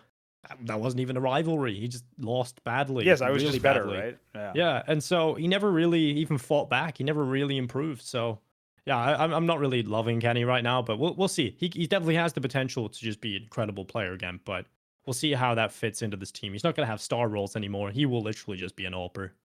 Has Nico actually been opping, like secondary or whatever, in this roster? I haven't seen too many other CT sides when they do, if they do, break out the double op I didn't setup. see many of the double op setups from him. I think he's been rifling most of the time. So yeah, I think Kenny, when you've got a player like Kenny, you just put him on the AWP. That's all you do. Sure, it makes sense too, but if Nico's not able to like sort of fill the gaps, and not that he necessarily should have to either with Kenny if he's on form, if they're not even breaking out the double op setup, then that could be a position where they can be exploited on the CT side. Maybe Nico goes to the rifle just because everybody knows he's money on that particular weapon, and as you said earlier, Dinko, the CT adjustments allow the in-game leader Nexa to sort of call the shots there, right? And now you've got a duo in Hunter and Nico who are absolutely superb riflers, and sure, they can make stuff happen with those guns, and you don't need an op. In fact, an op would be a detriment in a lot of the positions that they want to take for their aggression or just their off angles or anything like that to receive a hit. So I think it makes perfect sense in theory. Like the role distribution on G2 has actually gelled quite well, and particularly that Bosnian core, if you will, is definitely something to keep an eye on. It's just right now, Amanek seems to be breaking out. He did break out the secondary op on Train, I noticed, and he was hitting some shots actually quite consistently. But that's not his role by trade for sure. And, that's supposed to be Kenny doing some of the heavy lifting on that role. So that is definitely very bizarre. And I'm just not 100% sure what the trajectory is. Like maybe it's the player break involved, but we've seen this time and time again for Kenny. So I wonder if it's something that's easy enough to sweep under the rug. I'm not 100% convinced myself. I think we've heard that Kenny's I think Kenny's one of those players that like he comes in and out of like playing the game. I think that's what some people have said, that like sometimes he just grinds it and other times he just doesn't play, he just doesn't feel like it. So he definitely could be in one of those lulls in playing. Well, that's concerning if he is, because you just brought in one of the most expensive CS players in the top tiers of Counter-Strike. This should be your time. Okay, we can be the best team in the world now, really, if you've got these pieces. So that would be really disappointing. But yeah, I think Kenny coming into the team, he'd had a good patch of form last year. We've seen him play really well with G2 when they actually looked like one of the better teams at the start of 2019. or 2020, should I say? But yeah, he's just very average right now, and I want to see him have a bit more of an AWP centric on the team and actually take some of those early picks and be successful consistently. We still see decent maps from him. It's not like he's terrible right now. He's just a couple of moments here and there that he should be doing better in. Yeah, I think on Dust 2 against was it against Astralis on Dust 2? Yeah, they played Astralis on Dust 2. I think he had like 9 kills going into like the round 28 or something, and it's like Dust 2? That's really? rough, man. Really? Yeah, I can't follow that one myself. Actually, before we move on from G2, one of the other sort of callbacks I wanted to make was when, I don't remember who said this, if it was Ocelot himself, of course Carlos, the owner, or if it was somebody from the team, but Lucky was slated as like a 6th man, or like Lucky and Amanek were going to have that like back and forth, so to speak. And they were like, yeah, we'll figure out who to bring in on, like, not necessarily a legit, per map basis, the way that they have the rotation over in Vitality necessarily, but it was almost floated like that's the way to do it. And then within like the first couple of series they had, when they had that initial form of success, I think Lucky was just like, LFT, like, get me out of here. At that point, there's not much that you could do, I guess, but it's just that must feel rough. And I just feel like it's yet another one of those signs where it's like, maybe this isn't a real rotation you guys are trying here. Maybe this is just you're leaving Lucky out to dry. I'm not a fan of that. Yeah, I'm not a fan of the teams that brought in the fake 6th player. Right, the only team that's actually done it is Vitality. No one else is really. Well, I suppose NaVi actually. I think people don't. I think it's because Bit's so unimpressionable. People don't really remember that. But it's the fact that there's been a few teams that have just completely tried to bamboozle everybody, and it's just not really worked, has it? So I think Lucky is actually a really good player. I just want to shout him out because he's an incredible player individually, and he's a free agent right now, right? So maybe I'm thinking of. I think Jax? there's a team been floated. You're thinking of Jax. Was Jax the one who was cut and not Lucky? Okay, yeah. Lucky was like way sooner then. Okay, yeah. So just replace Lucky in my earlier sentence. I think Jax and Lucky are both floated on that new team. Yes, are they? I think so. And Keo should be on that roster as well, I believe. It'll be an actual French roster. Oh my god. Here we go. Keo hasn't been on a successful roster for a long time. Dude, they have some really decent sort of third-rate French players out there, that aren't in Vitality or G2, right? You have Lucky. I think he's a really good prospect. When he went to Heretics, like after he just dropped out of G2, he was playing at the top level for a long time, drops out of G2. He started carrying Heretics. He was putting in a lot of star performances. So I think this Lucky player has that potential. Keo, I mean, what you're going to get with Keo, right? He's a decent enough supportive element. The French smooya. Yeah, exactly. I think Maka is a decent player out there as well. I think he had some really good performances at the start of 2020 in ESL 1 Road to Rio. Everybody was hyping him up, and he was playing with Navira at the time. Maka was actually the player that was carrying Heretics to a lot of important wins. So he's a possibility. I don't really know what his attitude's like because the French scene is known for being one of the worst scenes in terms of backstabbing and messaging each other on Steam when something's going wrong, like kick this guy. So I don't know what he's like, but he's a pretty solid player. Vu knows all about messaging people on Steam to kick people. So. It's very NA scene-esque. Yeah, interesting. So we're not so unalike, the NA and the French. We'll remember that next time. Or UKCS. Okay. Yeah, UKCS is real bad for that. We got to get smooya on a team, man. Like, he's playing Movistar Riders right now. Yeah, he's like a stand-in, and he's like, I think he's looked pretty good. I haven't caught too many games, but I watched one of them. Pick him up. Yeah, it looks like he, depending on the team, of course, or depending on the map, rather, like he wasn't super great on like the first half of a T-side overpass, but that's not necessarily where you crack off a lot of shots with the AWP unless you're given the ability to do so. And it's a Spanish-speaking roster. Like I don't know how the team communication is, but he has looked quite good elsewhere, and even on like the CT side of that map, he was money. So. Yeah, I think they've actually. So the thing about Movistar is they went missing like towards the start of 2020, after the start of 2020, because that team was pretty decent towards the end, right? They played 3 big LANs towards the end of the year of 2019. They played at DreamHack Seville, and then they went to play at the Malta event, 300K. They played decent enough there. And then they had one good run at Rio, Road to Rio, and then they just kind of disappeared out of thin air, just completely gone for the whole year. And then I seen them pop up in a qualifier recently, and the Spanish are gone. It's Loma, the Danish guy, was AWPing for the team. I don't know how that happened. And they also have a Estonian player in there as well. So I think this team have just kind of went, oh, screw it. There's no other Spanish talent out there. All of them have gone to Valorant, and we're just going to have to pick up smooya. So, yeah, I think he's a pretty decent player. I think he's better than the AWPer they had. So they're probably going to pick him up. Yeah.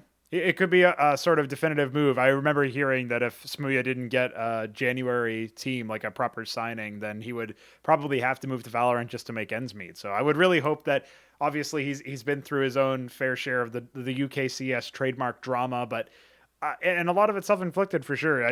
He's such a good player in terms of his talent that if he can be activated and if he can rise above and have like a simple-esque sort of situation where he's able to correct his behavior in that sense, reformed, #reformed, that would be great for him. Like that would be great for the scene in general to see a really, really pop off UKCS player back. Like Mezzi might be a good hope for C9, but maybe it's not even his role, right? Like smooya can really control the game when he's on. So that's what I want to see personally. I will say as well, obviously we talked about FURIA at the very beginning of the episode, name dropped it because Dinko, you put out that YouTube video. Maybe you could talk a little bit about that as well, because I'm sure you watched their latest matches with great interest where Honda had his debut. Of course, we thought we were going to get Junior. Impressive opping coming out from him in Triumph, moves over to FURIA. Not happening in terms of the travel, which is, of course, unfortunate. FURIA instead field Honda. Guy who has like 2 confirmed HLTV matches or something like that. Something ridiculous. I remember seeing that from Launders, and he ends up having quite a bit of a performance. So what did you make of them when you watched them? So, first of all, Honda as the talking point. I mean, when he opened up the tournament, incredible player, obviously. What a way to show up, right? Big showing in the first couple of rounds. But then we started to see what we should expect from a player like Honda, right? He just went back into being a new recruit to a team that's never played at this level, making a few too many mistakes, just kind of looking real raw.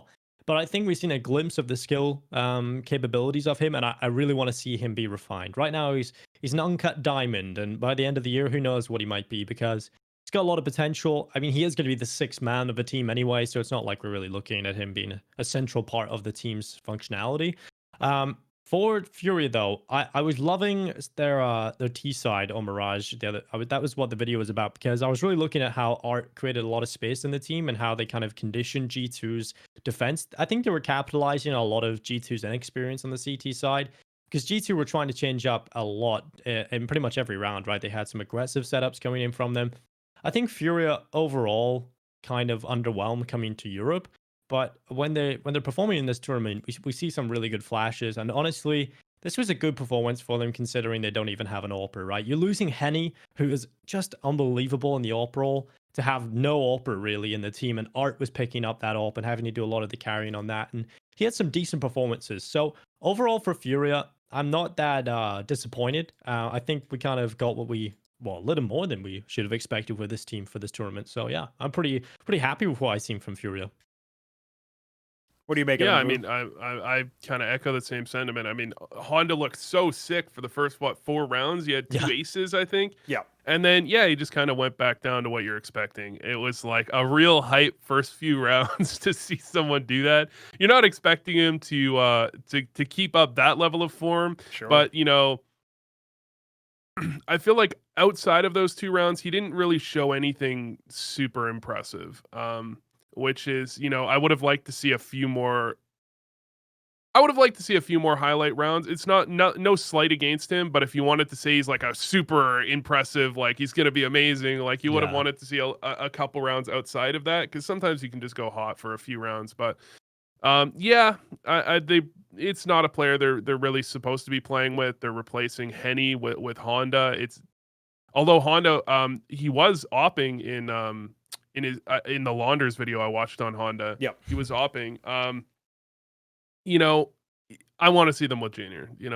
I'm looking forward to seeing them with Junior. I'm not thinking this is too indicative of anything. Yeah, I look forward to seeing them come back with the proper debut. And I mean, I also speaking of LFT tweets that I was talking about from Jax, the Junior one was pretty good. His retweets appreciated. Really yeah, choice because of all of those aces. Yeah, it's just incredible. So I'm just glad he didn't make any other plays, to be honest, Vu, because we were just seeing more car memes coming in, and we only had to deal with those for 1 day. So those are way I'm glad too for much, that. man. That was pretty ridiculous. Yeah, I mean, talk about a layup for the casters as well, right? Like Launders and Scrawny can just go in. Loving it. Beep beep. Yeah, just okay. Well, whatever, man. Thanks for that. Appreciate it. So, Yeah, I guess that sort of wraps up. I think we talked about pretty much every team here. I guess we didn't touch too much on EG, but they've been touched by It's quite a not too few. much to touch on. Yeah, they've been That's- touched already, so I don't think we need to look at that. And we sort of talked about Vitality indirectly, but they do still look promising. And I guess my sort of last moment on the Blast broadcast side of things, I really like that we get this tournament, even though it does come at the very end of a player break, because this is like not only like, of course we had the overstack in terms of the number of tournaments, right? That congestion in terms of the events that we were seeing in the last year. And that is not great, of course, but what I did appreciate about this is that, okay, we get that drought, we get hungry for more Counter-Strike at the top level being played, and then straight into this tournament is like massive stakes, right? $1 million prize pool, all the hullabaloo there, 600K first place. It's pretty impressive stuff to compete against, right? The pressure's on straight out of the player break. Maybe it's not that great. Like maybe you'd prefer them to still be informed, but the player break also made things a little bit interesting. Like maybe Astralis, like Vu said, just a little bit mortal, just a little bit fallible because of the fact that they haven't been able to play themselves into form, and they had to do that at a map 1 deficit, which of course their veteran status enabled them to do. Of course, the same can be said for Vitality. These are the top 2 teams of the world for pretty much every pundit out there, right? And the fact that they've been able to be maybe less so for Vitality, but taken close in some series, that does bode well, I think, for the overall level of competition. And we might be seeing another parity era, right, where every team is just like pound for pound trading blows, and it's not really clear who the number 1 favorite is, which for me is like the most exciting time in any sort of esport is when there's like so many different title contenders that you can't possibly predict every single one of them, or even like the majority of them, right? And that's what I think we're seeing here. So can't wait for LANs to come back, of course. There's the obligatory LAN mention, but Blast so far has been a real treat in that respect, because we're getting to see high-level Counter-Strike, and most crucially, it's not clear who's going to be taking the cake. Most importantly, Yugi back at a $1 million CSGO event. Now that is what everybody's come to see. And obviously, Complexity did not hit the ground running at that event, No. but it's been real nice to see a big tournament back again. I was missing Counter-Strike. Yeah, I mean, I don't think we even mentioned Complexity outside of like in Yeah. passing. It's just like even going into the games, it felt like it was already over. Like everyone knew it was over. It looked like the players knew it was over too. It's just like it's not. I mean, I would be so mad if I was Blame F, because he talks about all the Yeah. demos he watches, and he's just stuck with just nothing, just spinning his wheels constantly with his team. yeah, I mean, at some point you just got to get a roster that can play the game, man. Yep. You just got to get 5. Doesn't just get your mom into the server and have her play every day for the next 6 months, and at least you can build something. I do like the tweet that I saw. I think it was maybe Professor over at HLTV. He said something to the effect of like, he retweeted the Yugi stand-in announcement and said, "Was the coach sick?" Like, that's exactly what I thought too, man. Brilliant. Come on, what the hell? So yeah, I think that Richard really- Lewis was saying Jason Lake should just go. Yeah, play, to be yeah. honest, The manager, team owner, why not? Just put somebody else in there, dude. Like somebody with energy. He can be like they're not really the in-game leader, but the hype man, and maybe he'll just That's what they need. Yeah. You know what else was there is like, this reminds me of a long time ago when I think Malik had to stand in. I can't remember if it was for Envy or G2, because this is so many years ago, but he was literally like so out of form. He was just like buying an SMG and charging in and then just dropping actual guns for everybody else. Like, basically, now we see that as a real role with Sanji and VP, but like before that was it. Right. So yeah, that was like, that's just what I get reminded of. And I think Jason Lake would have been perfect. Yeah. Maybe they would have wanted some more matches. You never know. If we head on over to the news, we talked about this very briefly, of course, at the beginning of the show, or maybe as the pre-show started. Rest in peace, Australia. We do have a ruling coming out from ESIC. Bit of controversy with this one because apparently the players were not able to appeal. This is still a developing story in that respect, where I guess they can't appeal their bans, and ESIC have made it so that it's $500 to do so. So they can't freely appeal them. And some of these players don't have that money to spare, right? So this seems like another mess. At least. Yeah. Well, the complaint is that like they didn't do anything and they have to pay $500 or whatever. So they can get the information that like the follow-up tweet was. They can get the info on like an explanation for why they were banned for free, but if they're going to appeal, Okay, it's going to be $500. Right. Which listen, man, it sucks if you don't have $500. Hopefully they have like some ability to like, help with that or something. But the reality is like you can't just have free appeals. Then you're just going to get 30 appeals. They're just all going to appeal, because what's the downside to appealing? as long as the information can be presented for free, I don't see anything wrong with charging for an appeal. I'm just And wondering why they didn't do that to they're begin returning with. it too. They return it for Oh, 5. They return it if you succeed in your appeal. So it's only if your appeal fails. right. Okay. That makes things a little bit more reasonable. I just am wondering why they didn't publish the more information transparently in the first place, like why there even needs to be a request for that. But maybe it's a logistical thing. Like 35 bans were handed out, right? So a big number. So And everybody, like the lowest one you can get is 12 months, like Yep. an entire year. And coaches at the top level cheating in professional Counter-Strike matches were getting barely half of that most of the time. Like, that is just wild. And the other question that Blair brought up was like, if this is Australia, just imagine as the whole continent of Asia right now, like how many people you would ban. We need to click like 10 pages on HLTV just getting through the names. Like it would be unreal, ridiculous. The question is what these bans are really for, because in the post, I believe they say something about any gambling on any CSGO. Either they or CSPPA said it. You shouldn't be gambling on any CSGO if you're a professional player. But what constitutes a professional player? Like if you're in NAMDL, but you're not getting salaried, you're not really a professional player. But I'm pretty sure you're not allowed to bet. Otherwise, I haven't been betting.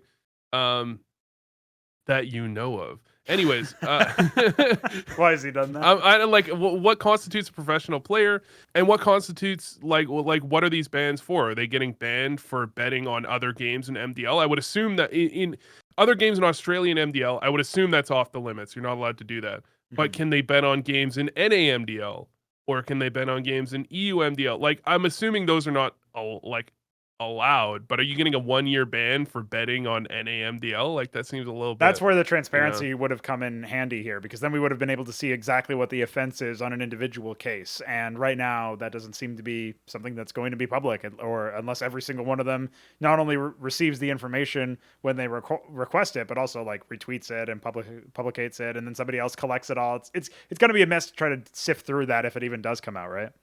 I mean, Valve standing on this is they released an article years ago called "Unnecessary Risks," and it was about the fact that they let third-party companies sponsor CS:GO events all the time. And it says that any professional player or anybody, a team manager or event production staff, it is common to have relationships or privileged information about other teams and players. And if you want to be, if you're a professional player or a player aspiring to play in any Valve-sanctioned events, then you must not bet on any Counter-Strike Global Offensive matches.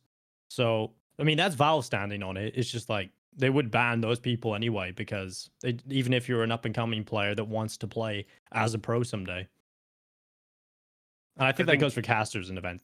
I think a lot of MDL and advanced players were betting on games until it became like explicitly, I think ESEA came out and was like, you're not allowed to do this, guys. Like, you can't. I think like pretty much all of them were. And that was probably after the Valve ruling, because Valve, it basically for Valve, man, if you don't tweet someone trying to bet and then like do it all through tweet where there's just like a clear log of events, like you're probably safe from Valve. True. But I think there was a big sort of controversy with ESEA. I think it was 2 years ago with one of the casters. I don't want to throw his name through the mud again, but I think that was where it all kind of came down, and like a lot of players got caught doing gambling on some of the games, and ESEA just kind of got rid of everybody that was doing that and just kind of forced them out. Yeah, and I think that was kind of where you draw the line in the sand. You say, okay, this is the new start. This is the new clear ruling. No one bet any more matches. And how many times have we seen that over in Australia where, okay, it's been a couple of players here and there being banned, but now it's like, okay, we have to actually go and sort of chip away at this and see how many players there really are. And now we see the full extent of what's going down in Australia down under. So yeah, it's not going so great over there. Speaking of new starts, I'm sorry, I'm just getting your transition ready for you. For the Speaking of new start, starts, what's the new start? Oh, is it because whoever that caster was had very weak knees? Anyways, so, okay, we are gonna. I wouldn't be surprised if all of Australian MDL was betting on all their games. Sure, I've seen Australian MDL. Yeah, it is not good. It is not good. I remember waking up at 9 a.m. at the start of my casting career to go cast. I'm like, hold on, no way I have to say this dude's name over and over again. It's just unreal how many terrible player names they have as well. And the level of Counter-Strike is certainly questionable. But it does suck for the scene as a whole because they're just so isolated from the rest of the world. They never really get many events anyway. And to lose that much of their scene, Valorant, I hope they keep this sort of trend going where they just don't let banned players in because they're just going to transition immediately. Is there really a player named Habbo Hotel? Somebody had to cast that guy's name as Habbo Hotel. Well, that's if he's ever been on a stream. Who knows? But no, yeah, fair. Maybe not with that. Because I think Australia, they only have like Open and MDL, don't they? Like they don't have. Yeah, they don't have anything else. Yeah.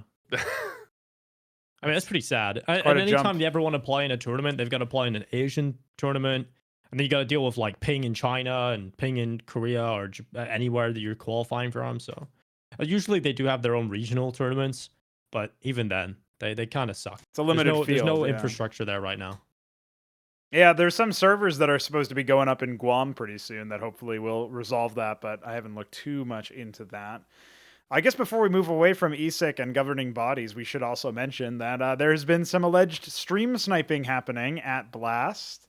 Speaking of new starts, the stream sniping is started again in 2021. Okay. I thought you were going to segue me into C9 or something. I mean, that was like the least obvious segue that I could have thought of. That was just never on my radar. Old starts, listen, man, I'm in the trenches, man. I'm 3 layers deep, dog. So what do you guys make of this? He's on a different vibration. I think that Blast having, like, the fact that it was on for so many rounds is really what's puzzling to me. Like, surely somebody sees it in the background. Even if nobody on Vitality is looking at it, just the fact that it exists at all is absolutely patently ridiculous. I don't think they got a competitive advantage from it, to be honest with you. No. I think the stream's like 5-minute delay. They're not going to be able to see that much when they look through the glass, and there's like that weird white stripe in the middle of it anyway. Like, obviously, it's not going to be a huge deal in terms of what it actually means, like what advantages they actually may have gained. The problem is that was I believe that was on Nuke. That was like a situation where there's a lot of tactics being deployed by Team Liquid. The optics are absolutely terrible. It just wasn't. It wasn't just on that one game either. I was sitting on day one, chilling on the sofa. I look up and I see a TV behind Shox' head. And I'm like, really? Vitality? Like, come on. But I just thought, okay, it's so obvious. It's so blatant. No one said anything. It must be cleared somewhere. So I didn't really read too much into it. But when you think about it, just turn it off. Don't with everything that's been going on. Why would you leave the TV on? Why would you give anybody anything to talk about in that respect? Just turn it off if you're not using it. But then you don't need to have it on. That's just, you don't need to do that. Save the planet. I mean, I would assume someone's in like another room watching it. Like someone else is watching it, like not with the team. But I mean, the players aren't going to get anything out of it. The question is if the coach or an analyst can get something out of it. I would assume ESIC has, I mean, I'm pretty sure they do have people in TeamSpeak listening, but if they're there in real life, like, I'm not sure if they have cameras there checking if the coach is turning around and watching or an analyst is turning around and watching. They do. Okay, then then ESIC can actually look into this and come to the bottom of it. I would assume that they're not trying to use it. It's someone in another room just watching, right? Because they've got a whole facility there, right? It seems like everybody in the room, they have the manager who's actually doing the moving cam in the room. They have what seems to be like an analyst in there as well, and they also have the coach. Xtaz is in there, so it's not like they have anybody. Staff, they don't have anybody that's even watching it from the TV. So just turn it off. Also, in terms of the camera, for anybody that doesn't know, they have Moses was talking about this from the coaching perspective. They actually have to have a wide camera that shows the entire room and shows everybody in the room. They have to have a player cam on every single player, also including the coach. And now Blast have sent out another camera that the coaches are, the managers are using on their phones with the sort of smooth cam on the gimbal. So you've got so many cameras in there. I mean, if there's anything untoward happening, they'll find it. We can certainly hope. I think this should probably be a fine. Yeah. Just take a page out of Flashpoint 2's book and make it a fine. Make it certainly release a statement. Like, I'm surprised that we went the whole whole day yesterday. They're probably looking into it. I would guess they're probably looking into the cameras and stuff, and they're going to say, "Look, we don't think we can clear them. Anybody looked at the stream. We can clear it." But you fucking idiots, I think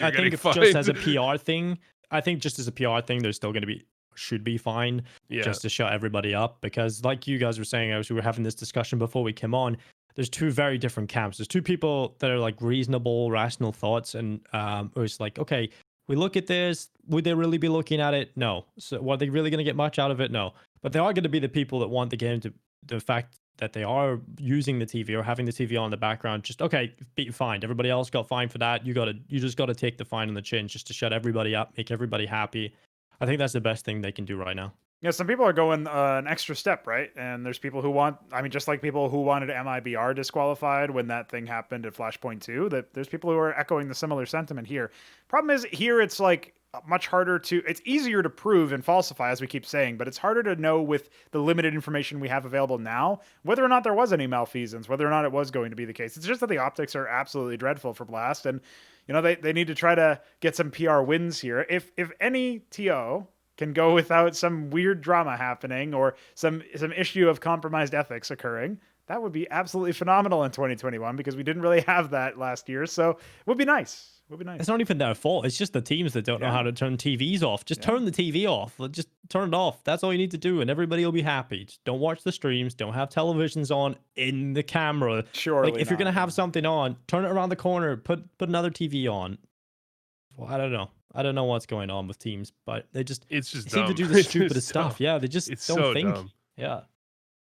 It's like it's just, I mean, it's just so like you gotta be thinking for a second. And I mean, the fact that Blast and like ESIC or Blast, whichever one, can actually confirm that there was nothing going on with all like the recording and the cameras and stuff is literally their saving grace, because otherwise you have to assume that they could have gotten advantage from it. Someone could have turned around and you have to punish them. So like, it's just so dumb, man. If anybody did turn around, if anybody looked at the TV, yeah, fine. That's the rule set. That's what was said. Everybody knows what they had to do coming into this.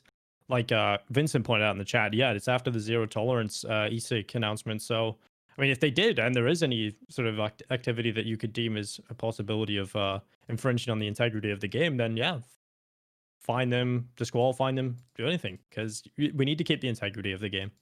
That's one of my main concerns too going forward, is because they've continued with the other matches for later on in the broadcast and later on, obviously today as well.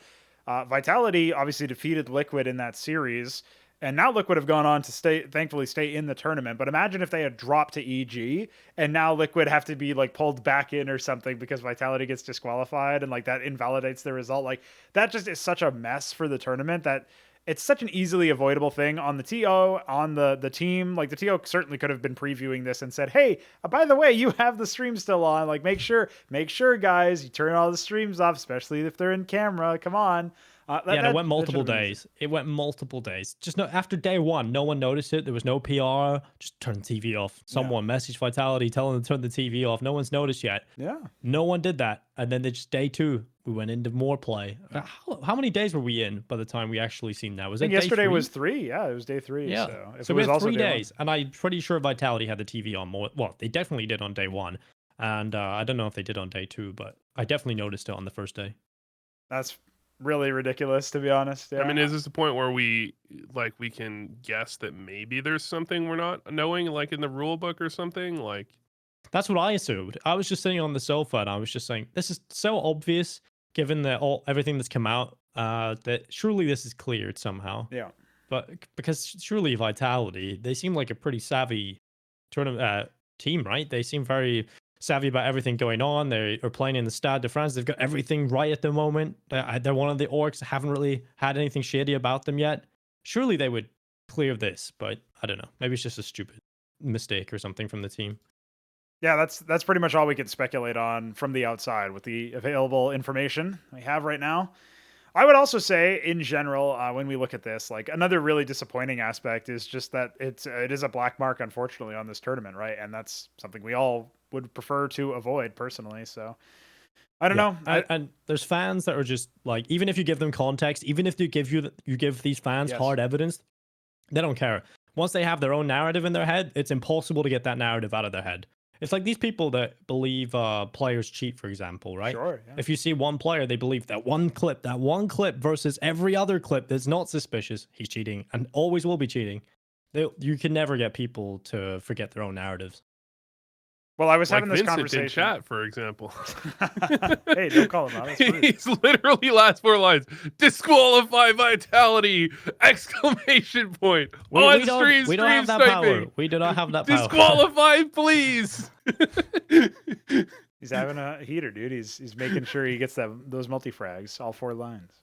What I gotta say as well is I was having this conversation with Maui Snake yesterday when the event actually happened, and he was saying that if they extend the delay to like 10, maybe even 20 minutes, which is, I think, kind of untenable for the broadcast health, Yeah, but ridiculous. Yeah. that would be the way to make sure that at that point it doesn't matter, because it seems like an unenforceable rule if you just say that like teams stop doing it. Because I mean, Vu's brought this up several times on this show. Like, everybody's a cheater in the eyes of other players, right? Everybody's doing this, whatever they can to win within some boundary of either I won't get caught or it's totally legal, even if it's kind of frowned upon morally. Well, it's that everyone thinks everyone else is a cheater, and that like makes them want to cheat. It's like, oh, they're all cheating against me. Yeah. We got to cheat now. Yeah. That's the thing that everybody was saying about StarX, right? It's like a thief thinks everyone steals. It's StarX calling out Flusher. Literally a week later, it's banned by ESIC. I forgot this happened. Yeah, so ridiculous. Yeah, that's the perfect example, really. Well, there you go. So I guess those are our takes there. We've got Australia, a whole continent on fire in terms of bans. Still the coaching role on fire because of their bans. Maybe a second wave still in the works. And now we have no idea what Vitality are going to be doing or what hand I'm here for the coaching redemption tour, by the way. The coaching redemption tour is in full force. Yeah, we got a few unbanned. We got Rugger unbanned. I think that's the most notable one. He's now free. So maybe he'll come back to OG. Would hope so. Yeah, they're I promise I will never cipher cam ever. Okay, I promise. He's just had to write that out with a Harry Potter pen. You know, I was actually like, so I'm coaching a team, and they were in the DreamHack Open qualifiers, and I was like thinking of casting it, and I'm like, this. I feel like this is a little bit like, because I could be like watching it and then communicating back, like watching the Go TV. Oh, sure, yeah.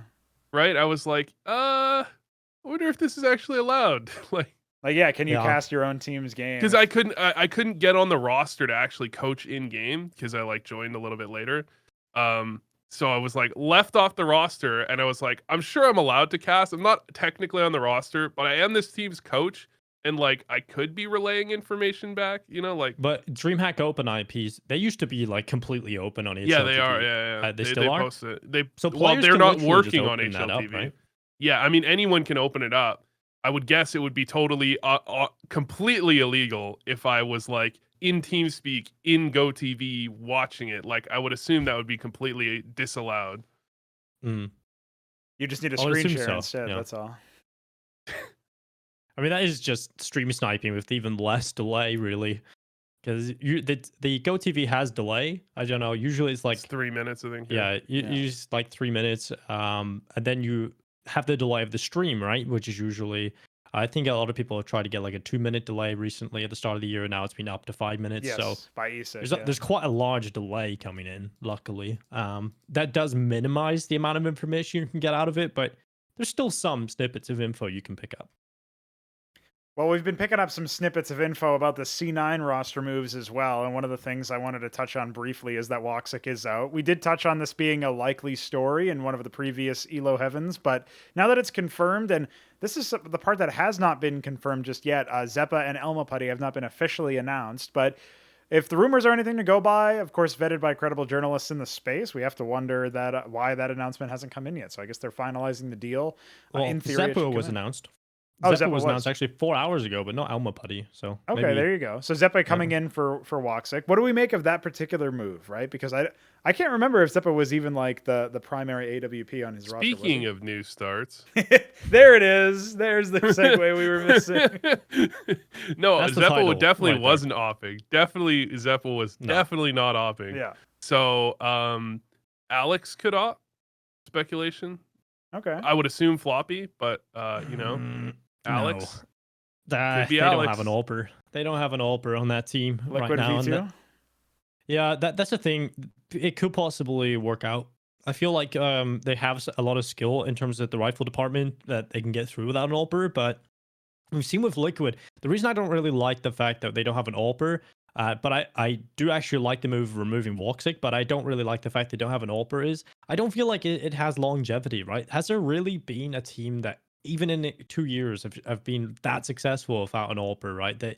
And there's no one on this team that I can even say can pick up the AWP well. For Liquid, you at least had Stewie, who picked up the AWP for Cloud9 back in the day, right? He's a secondary AWPer, and he was even touted to be good enough then to be able to be a main AWPer. For Cloud9, it just doesn't seem to be a player that could do that even on this team right now. So yeah, I have a bit of a worry when it comes to that department. Bold but, prediction: Alex is going to pick up the op. I mean, who else Bold is gonna do prediction, it, right? Like, I'm trying to Floppy, think I would about guess it. would be the other one. Yeah, maybe. But my bold prediction is it's Alex. My bold prediction is that C9 go from having an op delivery service for the enemy team to not buying any ops, and that's how they win rounds. that's my prediction. Yeah, Yeah. Could work. Could work. That genuinely could work. But the other thing about Cloud9 is that's good for them in this move. There's a couple of reasons. First of all, it's a lot less expensive. They've let Woxic go. They're not gonna keep him in buyout heaven, or hell, should I say? Because they would still have to pay like a large amount of his salary if they kept him on, right? But if they release him, it's kind of good for both parties because he was so fresh to his contract. No one's going to buy him. Cloud9 don't have to pay him anything. And right now, Woxic's not looking like he's going to be picked up by anyone anytime soon anyway. The other thing is they bring in Xeppaa on a very low salary in comparison to Woxic, obviously. I think it's near less than a third, maybe.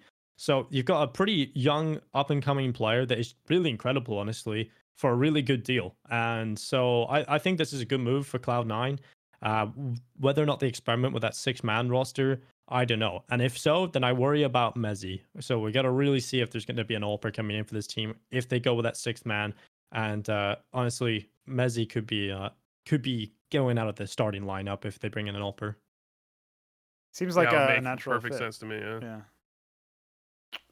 Well, he was impressive in their Flashpoint 2 debut as like one of the rock players, but rock for the team. But yeah, I can't imagine that they're willing to keep him on the lineup if there's an AWPer waiting in the wings, so to speak. So it really depends on who they pick up after the fact. On the Elmapuddy side of the equation, I guess that isn't yet confirmed, but if we were to speculate, probably the best coach they could have gotten given the circumstances of the bans and how Kassad left at the very end of the year, just sort of suddenly what it felt like. He obviously bailed to join the boys in Extremum, and I really wonder about that move too. I do think that Elmapuddy has a lot of tactical knowledge, but like if you look at his YouTube channel anyway, he's clearly like well-spoken, he can communicate his ideas, and he's got ideas. But apparently that was a problem with Alex and Kassad, where they had differences of opinion, and maybe Alex was leading the charge in the server, so to speak. So then I wonder how Elmapuddy stacks up, which is, I think, a similar conversation we've already had previously. But just quick thoughts, I guess, on Elmapuddy to C9. If that does manifest, do we think that that's a successful move, or is it more of a Band-Aid until they get somebody else suitable for the job? I personally feel like it's a decent move because the problem right now seems to be the disagreements of Alex and the mind of Kassad, right? So if you want to bring in a coach, look at Gen G, right? They played pretty well, and Elmapuddy seemed to get along with a lot of the players, right? He seemed to be a very likable dude, and he kind of fit into the team very well. I think the most impressive thing was even after Daps left Gen G, I think people kind of forget how good Gen G was, right? They actually did really well. They won ESL 1 Road to Rio. They won their first LAN event. They played together as well out in Anaheim, I believe it was. Yes. So, I mean, these guys have had some decent results, right? But the fact that they lose their in-game leader and they lose Psalm and they go with this sort of ragtag bunch of players to Flashpoint, they played pretty decently at that event. So if Elmapuddy has any sort of strategic input on that while also getting along with the players, I think that's a perfect fit for Cloud9 right now, especially since you just want a coach that's going to come in and just kind of get along with Alex. He's not going to be a coach that comes in with a huge ego, like he's got all this experience behind him. He will be someone that comes in and will be willing to open up and have different ideas on how the game should be played. And I think that's what Alex wants. Speaking of new starts, Elmapuddy on Cloud9. That'll be our new catchphrase forever. I think it's a good change. Like, Elmapuddy, if he comes with a lot of ideas, that's, I would guess that's a contrast from Kassad, who would probably come with a lot of plans. And I don't know, like just the way I phrase it with my team sometimes, like there's ideas and plans. Ideas are like suggestions, and plans are like, this is what we're doing. And I would assume Kassad is just like, this is how we're doing it. This is what we're doing. Maybe that clashed. And then Elmapuddy comes in with like, here's some ideas. Here's some ways we could play. Here's some things that maybe we add in. I would think that that would, mesh a bit better. Yeah, so maybe the personalities work out better and it ends up being a positive move. I'm a little skeptical just because Elmapuddy, while he did have some success at Gen G, it was kind of a ragtag roster towards the end. They obviously threw in a couple stand-ins and made some stuff happen given that event, but still ended up exiting with an ultimately disappointing finish, maybe to be expected given the nature of their lineup. But yeah, I guess we'll have to wait and see. It's a nice opportunity for him if he does end up getting the job, of course, because it's an opportunity to prove himself with a top tier roster in a tier 1 sense where that's the reputation for the team and the org, and that's where they want to be. So certainly a better move for him than, for example, Kusta, who left Gen G to rejoin Gen G in Valorant. New Hilarious. start. Yes, hit me with that again. Speaking of new starts, maybe Elmapuddy is like a bit of a procrastinator, and Henry's got him writing a 9-page document explaining why he deserves to be on the team.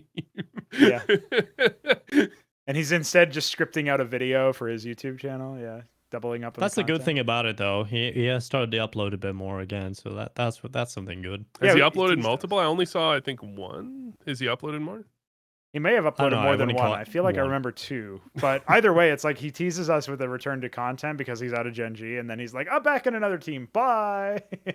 Then you don't see his YouTube uploads for another like year, which is kind of the same thing that happened, for example, to Mahone when he was announced as the NIP analyst. So I guess it's not like, it's obviously understandable, but not necessarily what I feel like want. their content becomes more valuable, though, when they come back as well, right? Because you've had those stints in teams. You're like, hold on, this is why I thought this worked. And then you go in a pro team and you realize, actually, it doesn't work that way. This is actually a new look on things. So I think his content becomes even more valuable the more he plays in these teams. Yeah, you also just like, one of the things with content in that regard is like, you don't want to give away information like almost accidentally. Like if my team has gone over overpass and then I try and this is a literal situation. We went over overpass and I was like on make an overpass video week. Like I was going through all the maps and it was like overpass and we had just gone over overpass. And I'm like, most of the stuff I know is like also stuff that's like there's a lot of overlap there, right? Like I don't want to accidentally give away something that's like actually key information, by doing that. And I don't know if MDL teams are necessarily going to watch my videos for that level of scouting, but it's possible. I know there are players that are in advance that like have seen my videos or do actively watch my videos once in a while, and they might be like, "Oh, this is that thing that he talked about," Vu out here suffering from success. He's just too popular to be a successful coach. It's a problem. Working against himself. Well, I decided not to make the videos. My solution, I was like, look, we went over overpass. I don't want to give away anything, There you go. Well, if we're going to talk about some more roster moves, we might as well mention that GODSENT have indeed come to Brazil. I think this is probably the most notable one, and it's obviously announcing their own international roster. We could probably save that for another episode as we're running a little long here, but I did want to mention the GODSENT one just because they had this interesting sort of announcement video where people were like sort of hyped up for it because of that. They of course had like some different shots where they had like a more friendly one with soccer with the drone, and then they had like the bad boy one where Taco's holding the bat and all that stuff, and they got like the aggressive music. So there's tons of different things to comment on there in terms of how it's presented, but I will say this lineup looks like it could do some damage. Really, it's just about whether or not I think it is a downgrade, a step down from the previous roster that GODSENT had, which presumably will be announced to FPX very soon. Obviously, that's like the previously Crystal was on that particular roster, and now I think moved over to alternate attack, so downgrade in that respect as well. So yeah, that there's a lot of like moving down and just adjacent to that org. And even though this roster has potential, I will say it needs to be proven before we can feel comfortable predicting them to do any damage or go deep in any events. And I think they will be starting out at that tier 2 level, which is kind of foreign territory for some of the players that are on that roster. So I'm wondering how they'll deal with that. I'm just happy Phelps has got a team. I really like Phelps as a player, and every time he got his chance at the top, Fur was there, playing the exact same positions, right? So you got this problem where Phelps doesn't even have the space he needs to work with. So I think in this team, this is where we'll actually get to see Phelps in a relevant team, playing in relevant tournaments and actually showing us what he's capable of. If he just went and had no career in CSGO, that would have been one of the biggest disasters and travesties in in CSGO, and I'm so happy these got a team. I think they could do damage with Phelps. The rest of the team, not too familiar with some of the players, but I know that obviously Taco can do good things, but we'll see where they're at. I don't think we're going to be seeing them compete at the very top of Counter-Strike anywhere near, but they could do some damage around the bottom of top 30, maybe top 20 if they can try and break that. But yeah, they could be dangerous in some of these weaker tournaments. Yeah, I just thought it was kind of hilarious that Phelps was like, I finally got away from Fur. We're safe. We're here. We're in Boom. We're good to go. And then it's like Fur, and now it's joining Boom. It's like immediate dipset. Yeah, yeah. He can't get away. He's his nightmare. The way this one got leaked too was just so. It was amazing. It was amazing. Let's recap they that didn't even I use actually the missed footage. It. Oh, okay, right. So, yeah. So Ryan at RBM, he tweets out. that. Okay. Yeah, they that's didn't even impressive. use the footage in the announcement. Like, what? Yeah, like, what was it exactly? Like, they posted a it was thing like a on Fiverr LinkedIn, thing or something. a job on like LinkedIn or something, or like and they're gonna use the assets. Just a public drive link. Yeah, because they were so desperate to make it happen soon that they didn't even like wait for some applicants to come in. So they're just like, here's the link, do with it what you will. And people, of course, everyone like, send us something. Yeah. I would imagine they had to like accept the job to like get the link, like, but multiple people might have got the job, or I don't even know. Yeah, who the hell knows, man? Yeah. It's like, I mean, Ryan literally had access to the documents, so I have no idea. But it was just a link that anybody could view, right? You didn't need like authorization. So if you had the link, you just click on it, open it up, and see what. I could have downloaded it. Yeah, like it's yikes. Pretty wild. But GODSENT, they're a good organization from the outside looking in. I don't really know the internals of the organization, but fantastic logo. They've got Pronax there. A little bit of a weird time for Pronax a couple of months ago. We've seen something weird on Reddit, but seems to be all sorted now. They've got good merchandise, good jerseys. It's a good organization to be at, and I think it's a decent place for Taco to be right now. I don't see anywhere else Taco could go right now. So this is a decent team for him to kind of rebuild and kind of find a little bit of hunger and maybe develop some more Brazilian players.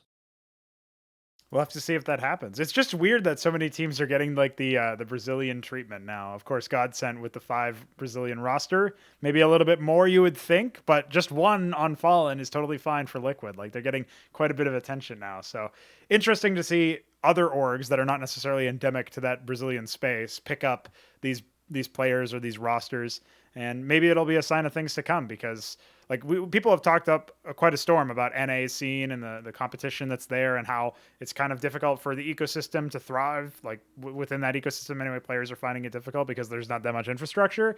I guess the Brazilian scene may be feeling that effects as well if GODSENT are the ones to pick up a roster in that sense. So it could be interesting for sure. I'm still not 100% sure where the Villa Mix 2.0 is going to go. That's like another sort of question mark. We might Flamengo, I think. Oh, right. Yes. It's the largest football organization in Brazil, so like endemic to Brazil. That's so that's the current rumor, right? Yeah. Okay.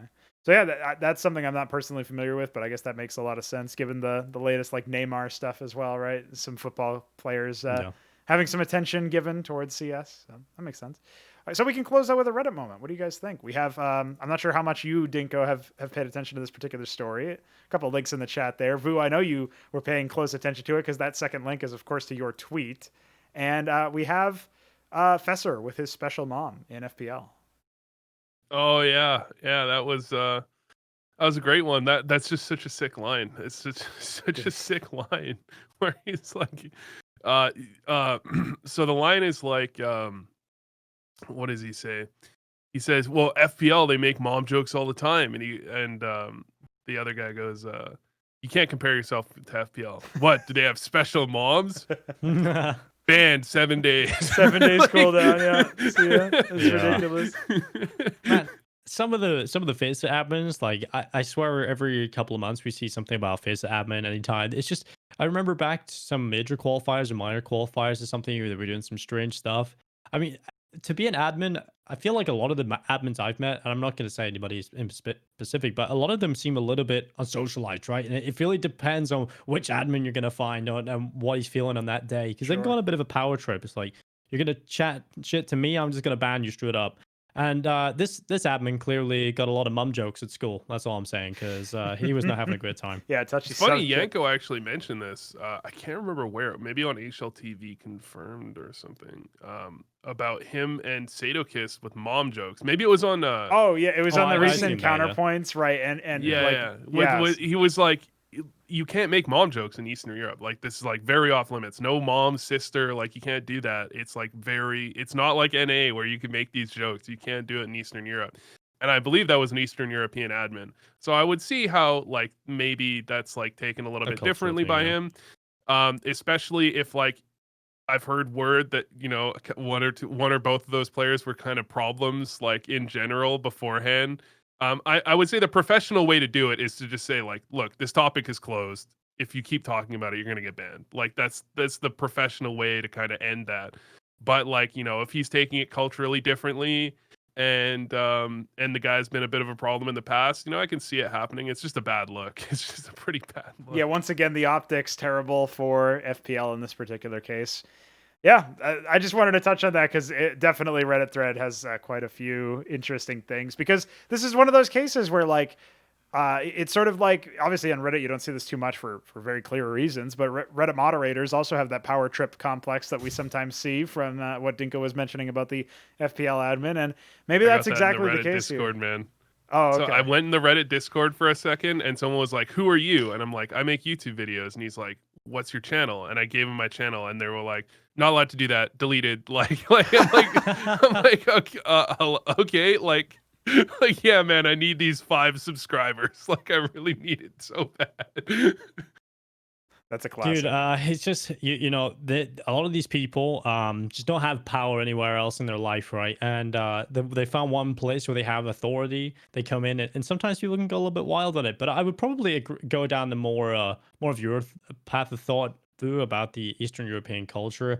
Yeah, you don't really understand the differences between Western culture and like even Eastern European culture, right? There's a big difference in what's acceptable, what's not. For example, in some Arabic countries, if you lift your left hand or something, it can be offensive. And this is just things we don't really think about because they're just nothing that happen in our countries. But I think that's something that possibly could lead to this. But nonetheless, it's pretty funny.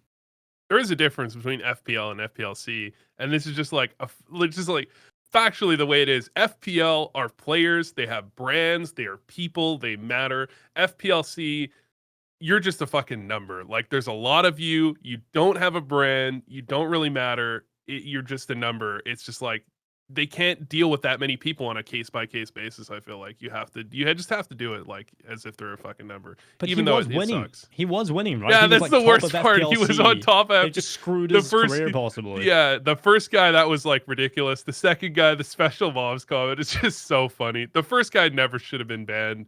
The second guy, fuck, like that was just funny. Listen, he took one for the team. He gave us that epic line. Do they have special moms? They sure do.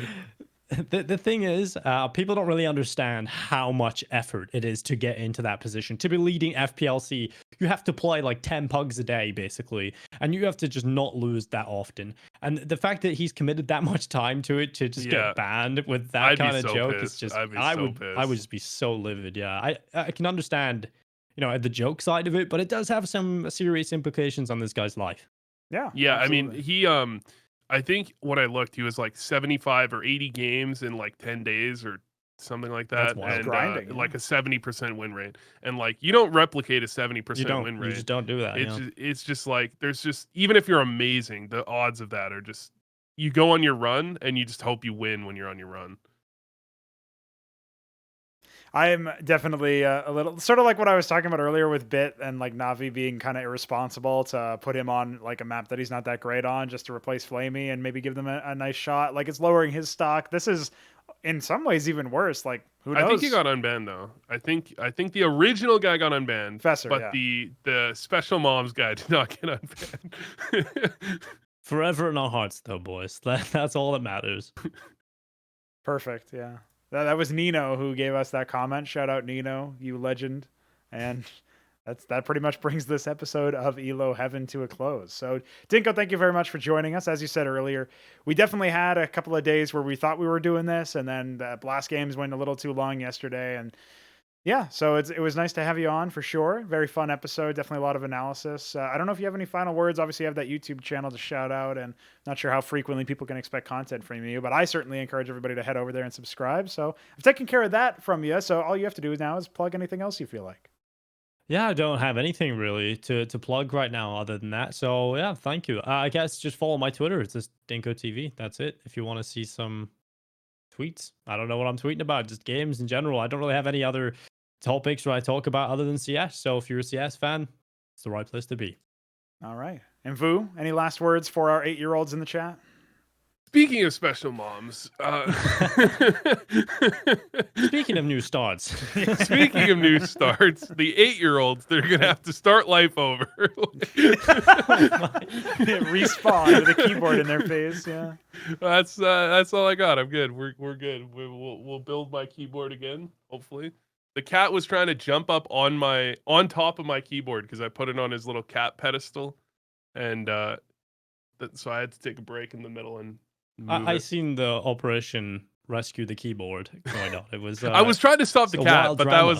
that was a non-starter. Like stopping the cat from going on his thing, non-starter. I had to move the keyboard. Well, there you go. Hopefully, Vu can assemble it correctly and get ready for the next 8-year-old war. We will be back with another episode of ELO Heaven number 7 next week. So make sure you follow the stream and all that. Follow our Twitters to make sure that you're aware of the next one, and of course subscribe to the YouTube channel where you're watching this VOD if you are watching the VOD. And that is it. We'll be out of here. Bye-bye.